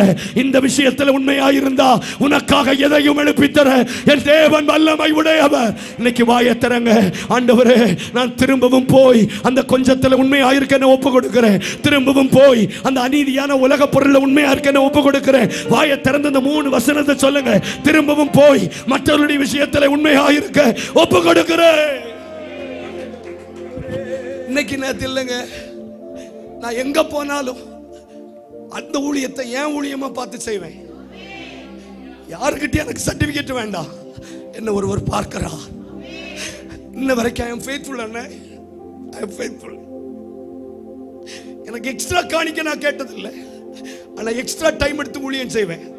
என்ன நிரூபிக்கிறதுக்கு இல்லை, அடுத்தவங்க விஷயத்தில் உண்மையா இருக்கணும், அநீதி உள்ள உலக பொருள் உண்மையா இருக்கணும், கொஞ்சத்தில் உண்மையா இருக்கணும். நீங்க என்னையே பார்க்காம ஜெபிங்களே, எனக்கு ஏன் எழுப்பலன்னு புரியுதா? கண்ணை மூடுங்க. தங்கச்சி, ஏன் நீங்க எழுப்பி கேட்டதை எழுப்பி தரல? 10ஆம் கிளாஸ்ல உண்மை இல்லை, நீ கேட்ட நீ அந்த படிப்பை எப்படி உனக்காக எழுப்பி தர முடியும்? 11ஆம் கிளாஸ்ல நீ உண்மை இல்லை, நீ நீட்ல பாஸ் ஆகணும்னு கேட்டா உன்னை எப்படி எழுப்ப முடியும்? யாரும் கைத்தட்ட வேண்டாம், கொஞ்சம் வாயை திறங்களே அண்ணன். உனக்கு கொடுத்த சின்ன தொழில உண்மை இல்லை, இப்ப பெரிய தொழில எழுப்பி கேட்கிற நான் எப்படி எழுப்பி தர முடியும்? கொஞ்சம் வாய திறங்கள. இன்னைக்கு யாருக்காகிலும் பெரியவைகளை தேவன் எழுப்பி கொடுத்திருப்பாரானா நீங்க கண்ணை மூடிட்டு நம்பலாம். கர்த்தர் அவங்களுக்கு கொடுத்த கொஞ்சம்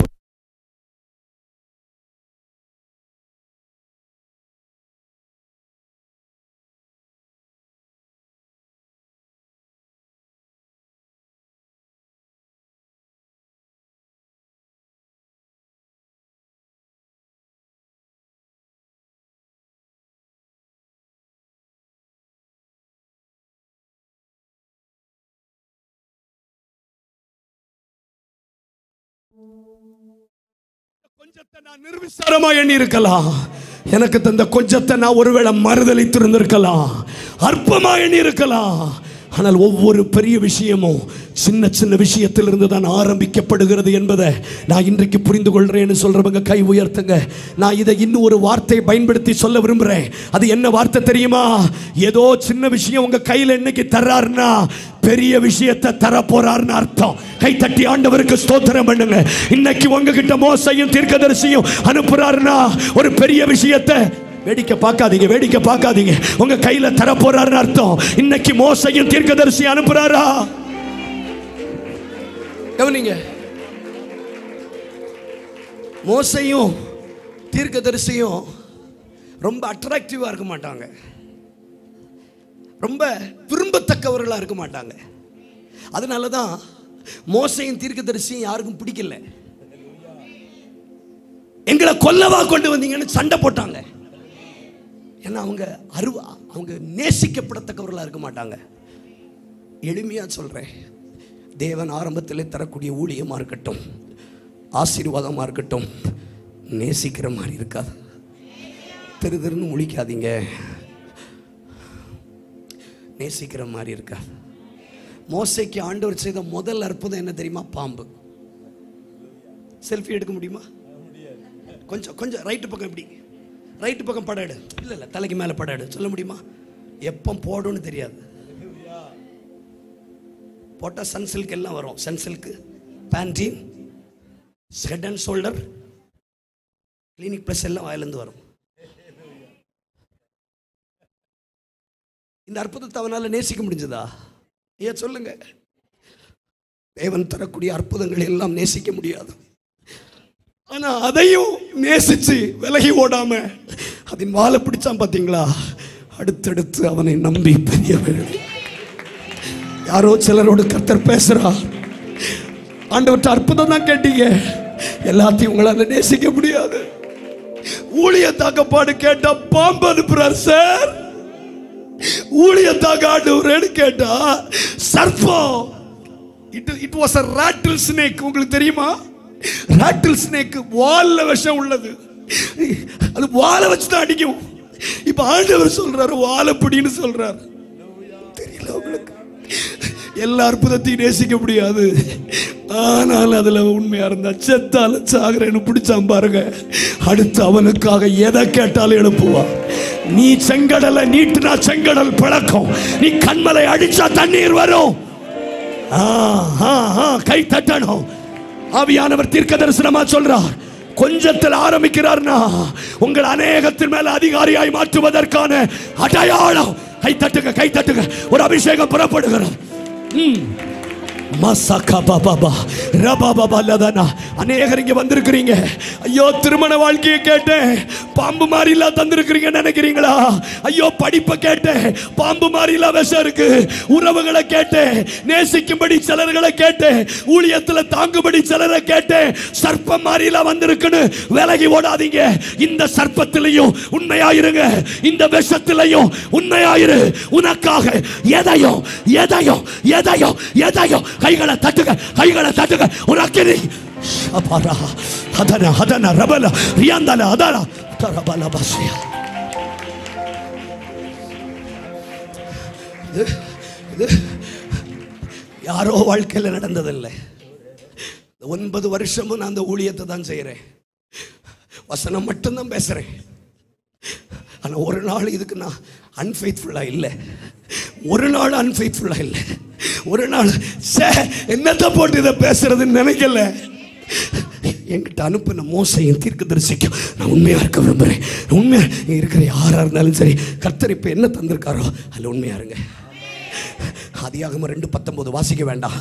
ஆண்டவர் பின்பு தேவன் மண்ணினாலே சகலவிதமான பறவைகளையும் சகலவிதமான மிருக ஜீவன்களையும் மண்ணினாலே உருவாக்கி சொல்லும்போதே சொல்லிட்டாரு மண்ணுன்னு. சொல்லும்போதே சொல்லிட்டாரு மண்ணினாலே உருவாக்கி ஆதாமிடத்திலே அனுப்பி அவைகளுக்கு அவன் என்ன பெயரிடுவான் என்று பார்க்கும்படி. இந்த வார்த்தையை கைவரித்து சொல்லுங்க, பார்க்கும்படி. மண்ணினாலே உருவாக்கி அவனுக்கிட்ட அனுப்பினார், என்ன செய்யறான்னு பார்க்கும்படி. ஆனால் அவன் என்ன செய்தான் தெரியுமா? மண்ணு தான்னு விடாம அந்த மிருகங்களுக்கு பெயரிட்டான்.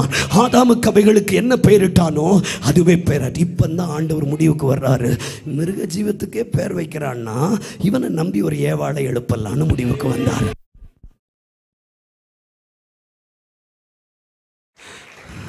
அடுத்த கட்ட காரியங்களை தேவன் உங்களுக்காக எழுப்ப போகிறார். அடுத்த கட்ட நன்மைகளை தேவன் எழுப்ப போகிறார். அந்த எழுப்புதலுக்கு முன்பதாக இந்த விஷயத்தில் நீங்க எப்படி இருக்கிறீங்கன்னு பார்க்கிறார். நான் பேசுற சத்தியம் புரியுதுன்னா கை உயர்த்துங்க பார்க்கலாம், கை உயர்த்துங்க பார்க்கலாம். ஆண்டவர் மண்ணினால் அனுப்பின விஷயம், சத்தமா சொல்லுங்க, அற்பமான விஷயம், அநீதியான உலக பொருள் கொஞ்சத்தில் உண்மையா இருக்கிறது. மற்றவங்க விஷயத்தில் நான் சொல்லிக்கிட்டே இருக்கிறேன், உங்க இருதயத்தில் பதியட்டோன்னு சொல்லி வாயத்திறங்க. என்ன மட்டும் பார்த்துக்கிட்டே இருக்க வேண்டிய அவசியம் இல்லை. வசனத்தை கேட்டு ஜெபிங்க, வேகமா முடிக்க போறோம். மிருகந்தானே நம்ம விட்டிருந்தா மரியா ஏவாளை எழுப்பியிருக்க மாட்டார். கவனிங்க, என் சாட்சி பெரியவைகளை எழுப்பணும்னா மண்ணினாலே தேவன் உருவாக்கி அனுப்புகிற விஷயத்தில் உண்மையா இருங்க. நிறைய பேர் அதில் உத்தமத்தை காட்டல. எனக்கு ஃபோனில் ஜெப குறிப்பு வருவாங்க, 3 மணி நேரம் 4 மணி நேரம் உட்காந்து நான் ஜெபம் பண்ணுவேன். ஒரு யூடியூப் என்ன படம் பிடிக்கல, ஒரு இன்ஸ்டாகிராமில் நான் வரல. ஆனால் மண்ணினாலே தேவன் உருவாக்குகிற விஷயம், அதில் நான் என்ன செய்கிறேன்னு பார்க்குறார். அவன் அவைகளுக்கு என்ன பெயரிடுவான் என்று பார்க்கிறார். அவன் அழகா பெயரிட்டான். இப்போ முடிவெடுத்தார், ஆதாமுக்கு ஏற்ற துணையை. எனக்காக நான் விருப்பப்படக்கூடாதுன்னு இல்லை.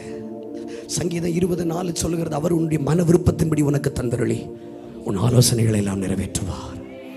அவன் ஆசீர்வாதத்தை விரும்பாமல் போனான், அது அவனுக்கு தூரமாக. இப்போ விருப்பம் நல்லது, ஆனால் கொஞ்சத்தில் உண்மையாக இருந்துட்டு விரும்புங்க. கொடுத்த துணிமணியில் உண்மையாக இருக்கிறோம் ஐயா. வாலிப பிள்ளைகளுக்கு கேட்குறேன், தகப்பன் தாய் வாங்கி தருகிற நோட்டு பேனாவில் உண்மையாக இருக்கிறீங்களா? Are you faithful? உங்களை லட்சங்கள் செலவு பண்ணி படிக்க அனுப்புகிறாங்களே, அந்த இடத்துல உண்மையாக இருக்கிறீங்களா? Are you faithful? நீங்க உண்மையா இருந்துட்டு நீ என்ன வேணாலும் கேளு, உனக்காக எழுப்பி தரேன். ஆனா மோசே தீர்க்கதரிசிகள்ல உண்மையா இல்லாத உனக்கு நீ லாசரு எழுப்பி கேட்டால் எழுப்பி தர முடியாது. இதுதான் அந்த லாசருவை எழுப்பாததற்கு முதல் காரணம். இப்ப என் வாழ்க்கையில நான் கேட்டதை எழுப்பாததுக்கு காரணம் எனக்கு புரிஞ்சிட்டுன்னு சொல்றவங்க, நான் எதுலேயும் உண்மை இல்லாமல் இருந்திருந்தா இன்னைக்கு மறுபடியும் உண்மையாக இருக்க போறேன்னு சொல்றவங்க கை உயர்த்துங்க, சத்தமா சொல்லுங்க. மறுபடியும் நான் உண்மையாக இருக்க போறேன். அவ்வளோதான், முடிக்க போறோம். மறுபடியும் உண்மையாக இருக்க போறேன், மறுபடியும் உண்மையாக இருக்க போறேன். என் கணவன் பிள்ளைகள்கிட்ட உண்மையாக இருப்பேன், எனக்கு தந்த வீட்டில் உண்மையாக இருப்பேன், எனக்கு தந்த தாய் தகப்பனுக்கு நான் உண்மையாக இருப்பேன். நான் கீழ்ப்படிவேன், இன்றே செயல்படுவேன். நான் கீழ்ப்படிவேன், இன்றே செயல்படுவேன். இனி வாழ்ந்து காட்டுவே. என்ன நம்புங்கப்பா, நான் வாழ்ந்து காட்டுவே. பாடலாம், தப்பில்லை. நான் கீழ்ப்படிவே, இன்றே செயல்படுவே. நான் கீழ்ப்படிவே, இன்றே செயல்படுவே. இனி வாழ்ந்து காட்டுவே. என்ன நம்புங்கப்பா, இனி வாழ்ந்து காட்டுவே. நம்புங்கப்பா. நான் கண்ணீரோட சொல்றேன், அநேகர் விரும்பியும் அநேகர் எதிர்பார்த்தும் அநேகருக்காக அநேக விஷயங்களை தேவன் எழுப்பாததற்கு காரணம், அவர்களுக்கு தேவன் கொடுத்த கொஞ்சத்தில் அவர்கள் உண்மை இல்லாமல் போனார்கள். They are not faithful. உங்களுக்கு ஒரு ஜெப ஊழியம் தர்றாரா, உண்மையா இருங்க. ஒரு 4 பிள்ளைங்களுக்கு சண்டே ஸ்கூல் எடுக்க சொல்றாரா, உண்மையா இருங்க. டைமே பார்க்காதீங்க. கண்ணாஸ்பத்திரிக்கு போனா டைம் பார்க்கறது இல்லை. அதை விட பெரிய மருத்துவர் நம் நடுவில் உலாவுகிறார். நீங்க நீங்க நீங்க எத்தனை உபவாச கூட்டத்துக்கு வந்தாலும், எத்தனை ஊழியக்காரங்க உங்க தலையில் வச்சாலும் நம்ம விளங்க மாட்டோம். அன்லெஸ் கொஞ்சத்துல உண்மை இல்லாத வரைக்கும். எங்க வேணாலும் போங்க, பஸ் பிடிச்சு எங்க வேணாலும் போங்க. எவ்வளவு பெரிய ஊழியக்காரங்க கிட்ட நீங்க அறிமுகம் வாங்கி கொண்டு உங்க தலையில கை வச்சாலும் நமக்கு வாழ்க்கை தலையெழுத்து மாறாது. எப்ப மாறும்? தேவன் தந்த கொஞ்சத்துல உண்மையா இருக்கும் போது. இதுல உண்மையா இருந்துட்டு எனக்கு இதை எழுப்பித்தாங்கன்னு கேளுங்க. ஆண்டவரே, கர்த்தர் தேவன் எனக்கு வசனம் தந்தா, தேவன் எனக்கு வசனம் தந்தார், அதுல நான் உண்மையா இருந்தா எனக்கு அடுத்த கட்ட அற்புதத்தை எனக்காக எழுப்பி தருவார். தேவன் எனக்கு இந்த தொழிலை தந்தார், இதுல நான் உண்மையா இருந்துட்டு அடுத்த தொழிலை தாங்கன்னு கேட்டா எழுப்பி தருவார். தேவன் எனக்கு ஒரு பிள்ளையை தந்தார், அந்த பிள்ளையை கர்த்தருக்குள்ள நான் வளர்த்துட்டு அடுத்த பிள்ளையை தான்னு கேட்டா எழுப்பி தருவார். சரி, 2வது காரணம் ஏன் இந்த லாசருவை எழுப்பவில்லை? முதல் காரணம் நான் சொல்லிட்டேன். 2வது காரணம் என்னன்னா, அவன் யாருக்காக எழுப்பி கேட்கிறான்னா, எனக்கு 5 சகோதரர்கள் இருக்கிறாங்க, அவங்களுக்காக ஏன் தகப்பன் வீட்டுக்கு அனுப்புங்க. ஆண்டவர் சொல்றாரு, அப்படி ஒரு குடும்பத்துக்காக எல்லாம் நான் யாரையும் எழுப்புறது இல்லப்பா. இது ஹோல்சேல் வியாபாரம். தலைய பிச்சிட்டு போயிருச்சான்னு இருக்கு. நீங்க ஹோல்சேல் கடையில போய் எனக்கு ஏதாவது இந்த வடசேரி ஒழுனசேரியில் அப்டா மார்க்கெட்டுன்னு ஒன்று இருக்கு, அங்கே போய் நீங்கள் ஒரு ஹோல்சேல் கடையில் போய் நான் கேட்டேன், 2 தேன் மிட்டாய் தாங்கன்னு கேட்டேன். அவங்க சொன்னாங்க, இது ஹோல்சேல் கடை, 10 பாக்கெட்டாக தான் கிடைக்கும். இது நாங்கள் தனிநபருக்கு கொடுக்கறது இல்லை, நாங்கள் கடைகளுக்கு சப்ளை பண்ணுறோம். இப்ப ஆண்டவர் சொல்றாரு, ஏ ஐஸ்வர்யவானே, நீ இவனை உன் வீட்டுக்காக எழுப்புறதுக்கு இது குப்பஞ்சுப்ப வியாபாரம் இல்ல, இது தேசத்துக்கான எழுப்புதல், இது உலகளாவி எழுப்புதல். புரிஞ்சவங்க கை தட்டுங்க. அப்படி ஒரு குடும்பத்துக்காக யாரும் எழுப்ப முடியாது, ஒரு 4 பேருக்காக யாரும் எழுப்ப மாட்டார். உங்களை எழுப்புனா ஒரு கிராமம் ரட்சிக்கப்படணும், உங்களை எழுப்புனா ஒரு சபை கட்டப்படணும். வேடிக்கை பார்க்கிறவங்க வேடிக்கை பார்க்கட்டும். உங்களை எழுப்பினா சுயநலம் உள்ள யாருக்காகவும் எதையும் தேவன் எழுப்ப மாட்டார். இப்ப எத்தனை பேருடைய கண்கள் திறக்கப்படுகிறது? ஆராதிங்க பார்க்கலாம், ஆராதிங்க பார்க்கலாம். வாழ்க்கை முழுவதும் சுயநலம். நான், என் குடும்பம், என் பிள்ளை, என் வீடு, என் கடன், என் முதுகுவலி, என் கால்வலி, என் தலைவலி. ஒரு நாள் கர்த்தர் எழுப்ப மாட்டார். என்றைக்கு அடுத்தவர்களுக்காக, ஆண்டவரே என் கிராமம் அழியுது, என் பட்டன் அழியுது, ஓ ரபா சந்தலா, என் குடும்பத்துக்காக சிலதை எழுப்புங்கன்னு கேட்டு பாருங்க. வாயத்தரங்க தங்கச்சி, வாயத்தரங்க தங்கச்சி, வாயத்தரங்க தங்கச்சி. யாருக்காக எழுப்பி கேட்கிறீங்க? யாருக்காக இந்த லாசர் எழுப்பி கேட்கிறீங்க? உன் கூட பிறப்புக்காக, உன் வீட்டுக்காக. நீ எதுக்காக வேலை கேட்கிற? எதுக்காக அந்த உயர்வை கேட்கிற? எதுக்காக அந்த திருமண வாழ்க்கையை கேட்கிற? உன் குடும்பத்துக்காக. ராயல் என்ஃபீல்டு வாங்குறதுக்காகவா? கார் வாங்குறதுக்காகவா? பங்களா வாங்குறதுக்காகவா? எழுப்ப மாட்டார், எழுப்ப மாட்டார். ஒருவனை எழுப்பினால் ஒரு கூட்டம் சந்திக்கப்படுமானால் தேவன் எழுப்புவார்.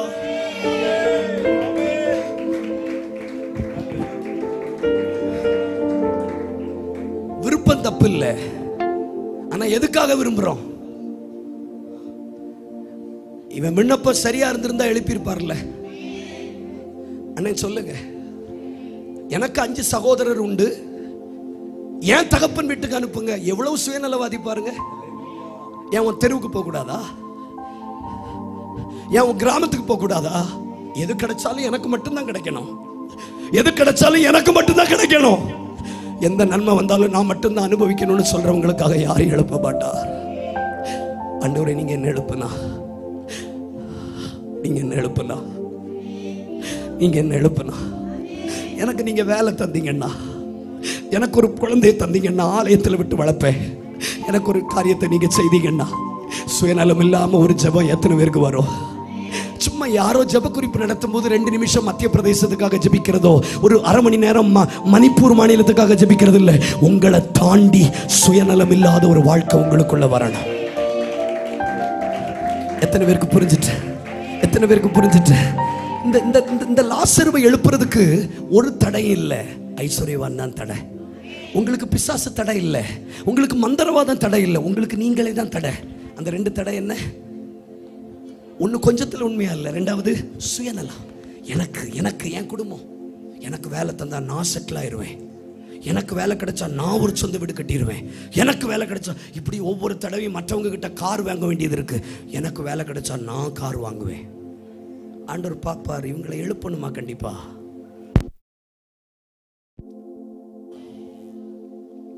ஆவிக்குரிய யுத்தத்தில் நிற்கிறோங்கிற உணர்வு இல்லாம சிலர் உட்கார்ந்து இருக்கிறீங்க. எனக்கு தான் வேதனையா இருக்கு. ஆனா அந்த லாசருவை எழுப்புவதற்கு பல தடை. அந்த லாசருவை எழுப்புறதுக்கு வேகமா நான் சொல்லி முடிக்கிறேன். உங்க முகம் மாறுது, உள்ள சத்தம் வருது. என்ன வரட்டும். அந்த லாசருவை எழுப்புறதுக்கு பல தடை. முதல் தடை என்ன தெரியுமா? நேரமா சொல்லிடுறேன், நீங்க பைபிள் படிக்க வேண்டாம். யோவான் 11:6 எழுதியிருக்கு, நீர் சிநேகிக்கிறவன் வியாதியா இருக்கிறான் என்று சொன்ன பிறகும் பின்னும் 2 நாள் அவர் அங்கே தங்கினார். வியாதியா இருக்கும் போதே எழுப்பப்பட வேண்டியவன், 4 செவருக்குள்ளே எழுப்பப்பட வேண்டியவன். ஆனால் இயேசுனுடைய தாமதம். இன்னைக்கு நான் ஜெபிக்கிறேன், என் கூட சேர்ந்து எத்தனை பேர் ஜெபிக்க போறேன்?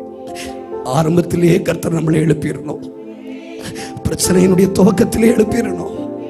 ஒரு போராட்டம் முன்னாடியே நம்மளை எழுப்பிடணும். தகச்சி வாயை திறந்து ஜெபிங்க. வீட்டை விட்டு வெளியில போறதுக்கு முன்னாடி கர்த்தர் நம்மளை எழுப்பிடணும்.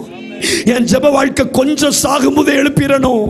கொஞ்சம் வாயத்திறங்களே, கொஞ்சம் வாயத்திறங்களே.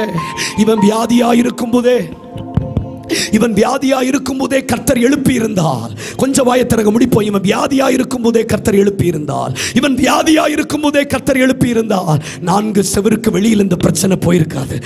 எத்தனை பேர் என் கூட சேர்ந்து கை உயர்த்துவீங்க? என் குடும்ப பிரச்சனை வெளியில போறதுக்கு முன்னாடி கர்த்தர் என்னை எழுப்பிடணும். என் வியாதி வெளியில தெரியறதுக்கு முன்னாடி கர்த்தர் என்னை எழுப்பிடணும். வாயை திறங்க. என் போராட்டம் வெளியில வர்றதுக்கு முன்னாடியே கர்த்தர் என்னை எழுப்பிடணும். வாயை திறந்து ஜெபிங்க. முடிப்போம் ஜெபிங்க. இந்த போராட்டங்கள் எல்லாம் வெளியில வர்றதுக்கு முன்னாடியே நான் கர்த்தர் என்னை எழுப்பிடணும். என்னைக்கோ எழும்பி இருக்க வேண்டியவர்கள் சில தாமதங்களினால இன்று எழுப்பப்பட முடியல. உண்மையா ஜெபிக்கிறீங்களா சகோதரா? 2018 எழுப்பப்பட்டிருக்கணும். 2018 2018 சிலர் எழும்பி இருக்கணும். 2014 சிலர் பிரகாசிச்சிருந்திருக்கணும். ஆனா ஏதோ ஒரு தாமதம். ஆரம்பத்திலே எழுப்பப்பட வேண்டிய லாசரு எழுப்பப்பட முடியவில்லை. 2வது தடை என்ன தெரியுமா? இயேசு சொல்றாரு, யோவான் 11:22-23, அவன் உயிர் தெளிந்திருப்பான்னு சொன்ன பிறகும் அவ சொல்றா, நீர் எழுப்புவீர், கடைசி நாட்களில் எழுப்புன்னு சொல்றா. கூட பிறந்த சகோதரி அவனை எழுப்புறத தள்ளி போடுறா. உங்களுக்கு தெரிந்தோ தெரியாமலையோ உங்க கூட இருக்கிறவங்க உங்களுக்கு வர வேண்டிய நன்மையை தள்ளி போடுகிறார்கள். கொஞ்சம் கேளுங்க, நான் ஜெபிக்கிறேன். நம்பர் 1, துவக்கத்திலேயே எழுப்பப்பட வேண்டியவன் தாமதத்தினால் எழுப்பப்படல. 2, அவன் எழுப்புறத தள்ளி போடுறா. அதே யோவான் 11:39 கடைசியா இயேசு சொல்றார், கல்லை புரட்டி போடுங்கள். அதுக்கு அவன் என்ன சொன்னா தெரியுமா? செத்து 4 நாள் ஆச்சே. நாருமே கூட இருக்கிறவர்கள் இவ்வளவு தடை பண்ணின பிற்பாடும் தடையை மீறி லாசருவை எழுப்பினா. ஒரு நிமிஷம் உங்க கண்களை மூடலாம். கை உயர்த்துங்க. பல தடையில் வந்து நிற்கிற ஆண்டவரே, தாமதம் ஒரு தடை, கூட இருக்கிறவர்கள் ஒரு தடை, என் நாட்டம் எடுக்க விட்ட வாழ்க்கை ஒரு தடை. ஆனால் சிலரை இவ்வளவு தடைகளை தாண்டியும் கர்த்தர் எழுப்புவேன் என்று போராட விரும்புகிறார். கொஞ்சம் கைகளை உயர்த்துங்க. 2 நிமிஷம். எல்லாருடைய கண்களும் மூடப்பட்டிருக்கும் போது, எல்லாருடைய கண்களும் மூடப்பட்டிருக்கும் போது இப்ப நீங்க ஜெபிக்க தொடங்கலாம். பல தடைகள்ல நான் நிற்கிறேன் ஆண்டவரே. என் ஜெபத்துக்கு என் கணவரே ஒரு தடையா இருக்கிறார். என் ஆவிக்குரிய வாழ்க்கைக்கு என் குடும்பமே ஒரு தடையா இருக்கிறது. இவ்வளவு தடைகளை தாண்டி கர்த்தர் என்னை எழுப்புவாரானா அநேகருக்கு பிரயோஜனமா இருக்கும் என்று நம்பி கர்த்தர் எழுப்ப போகிறார். 2 வார்த்தை மட்டும் ஜெபம் பண்ணுங்க.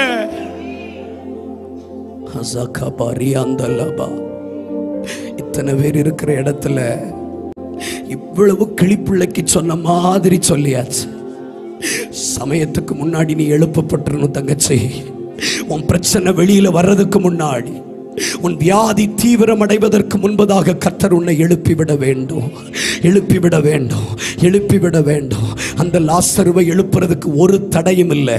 ஆனால் அந்த லாசருவை தேவன் எழுப்பவில்லை. இந்த லாசருவை எழுப்புவதற்கு பல தடைகள் இருந்தும் இந்த லாசருவை எழுப்புகிறார். இன்னைக்கு சிலரை எழுப்புவதற்கு கர்த்தர் முன் வர்றார். உங்க கரங்களை உயர்த்தி பிடிக்கும் போது நான் உங்களுக்காக ஜெபிக்க விரும்புறேன். ஆண்டவரே, கொஞ்சத்துல உண்மையா இருப்பேன். சுயநலம் உள்ள ஒரு வாழ்க்கைக்கு நான் சாகிறேன். 2 விஷயத்துக்காக ஊக்கமா ஜெபிச்சு பாருங்க.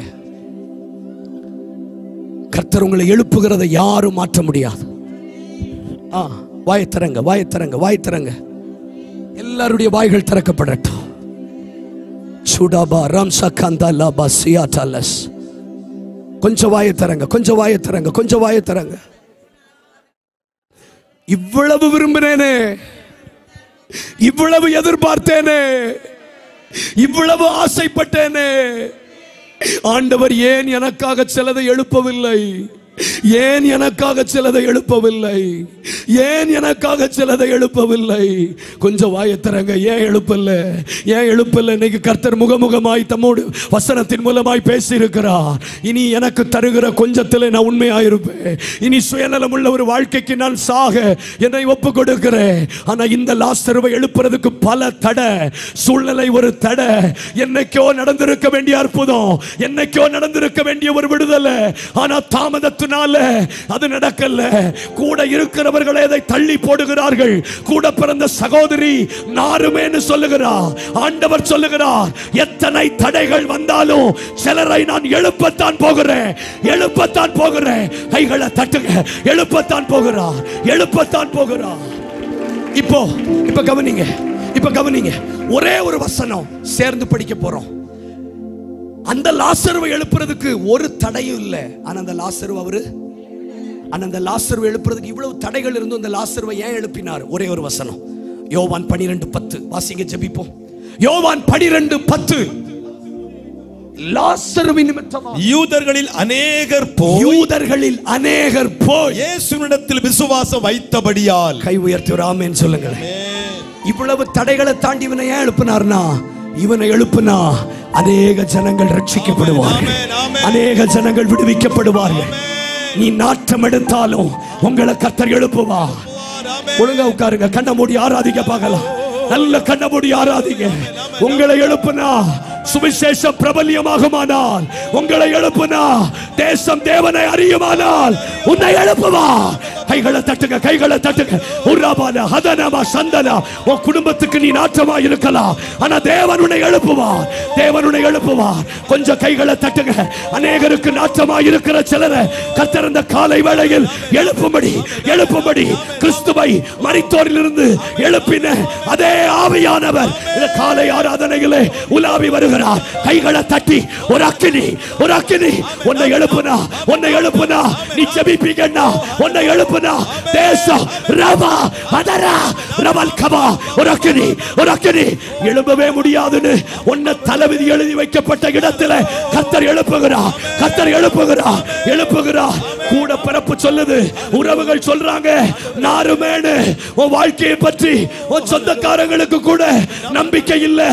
ஆனால் கர்த்தர் சொல்லுகிறார், நான் நம்பி உன்னை எழுப்ப போகிறேன், உன்னை நம்பி எழுப்ப போகிறேன், நம்பி எழுப்ப போகிறேன்.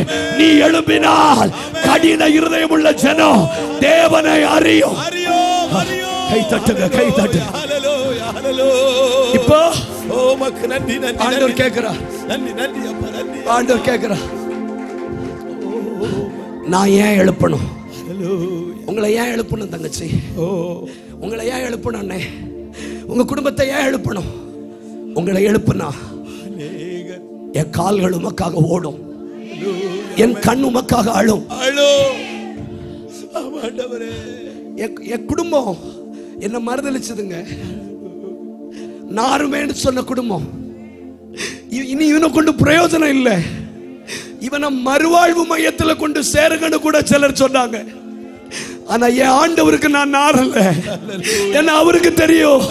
இன்னைக்கு இல்லைன்னாலும் என்னைக்காவது இவ எனக்காக, என் நாம மகிமைக்காக ஒரே ஒரு வார்த்தை சோப்படிருங்க.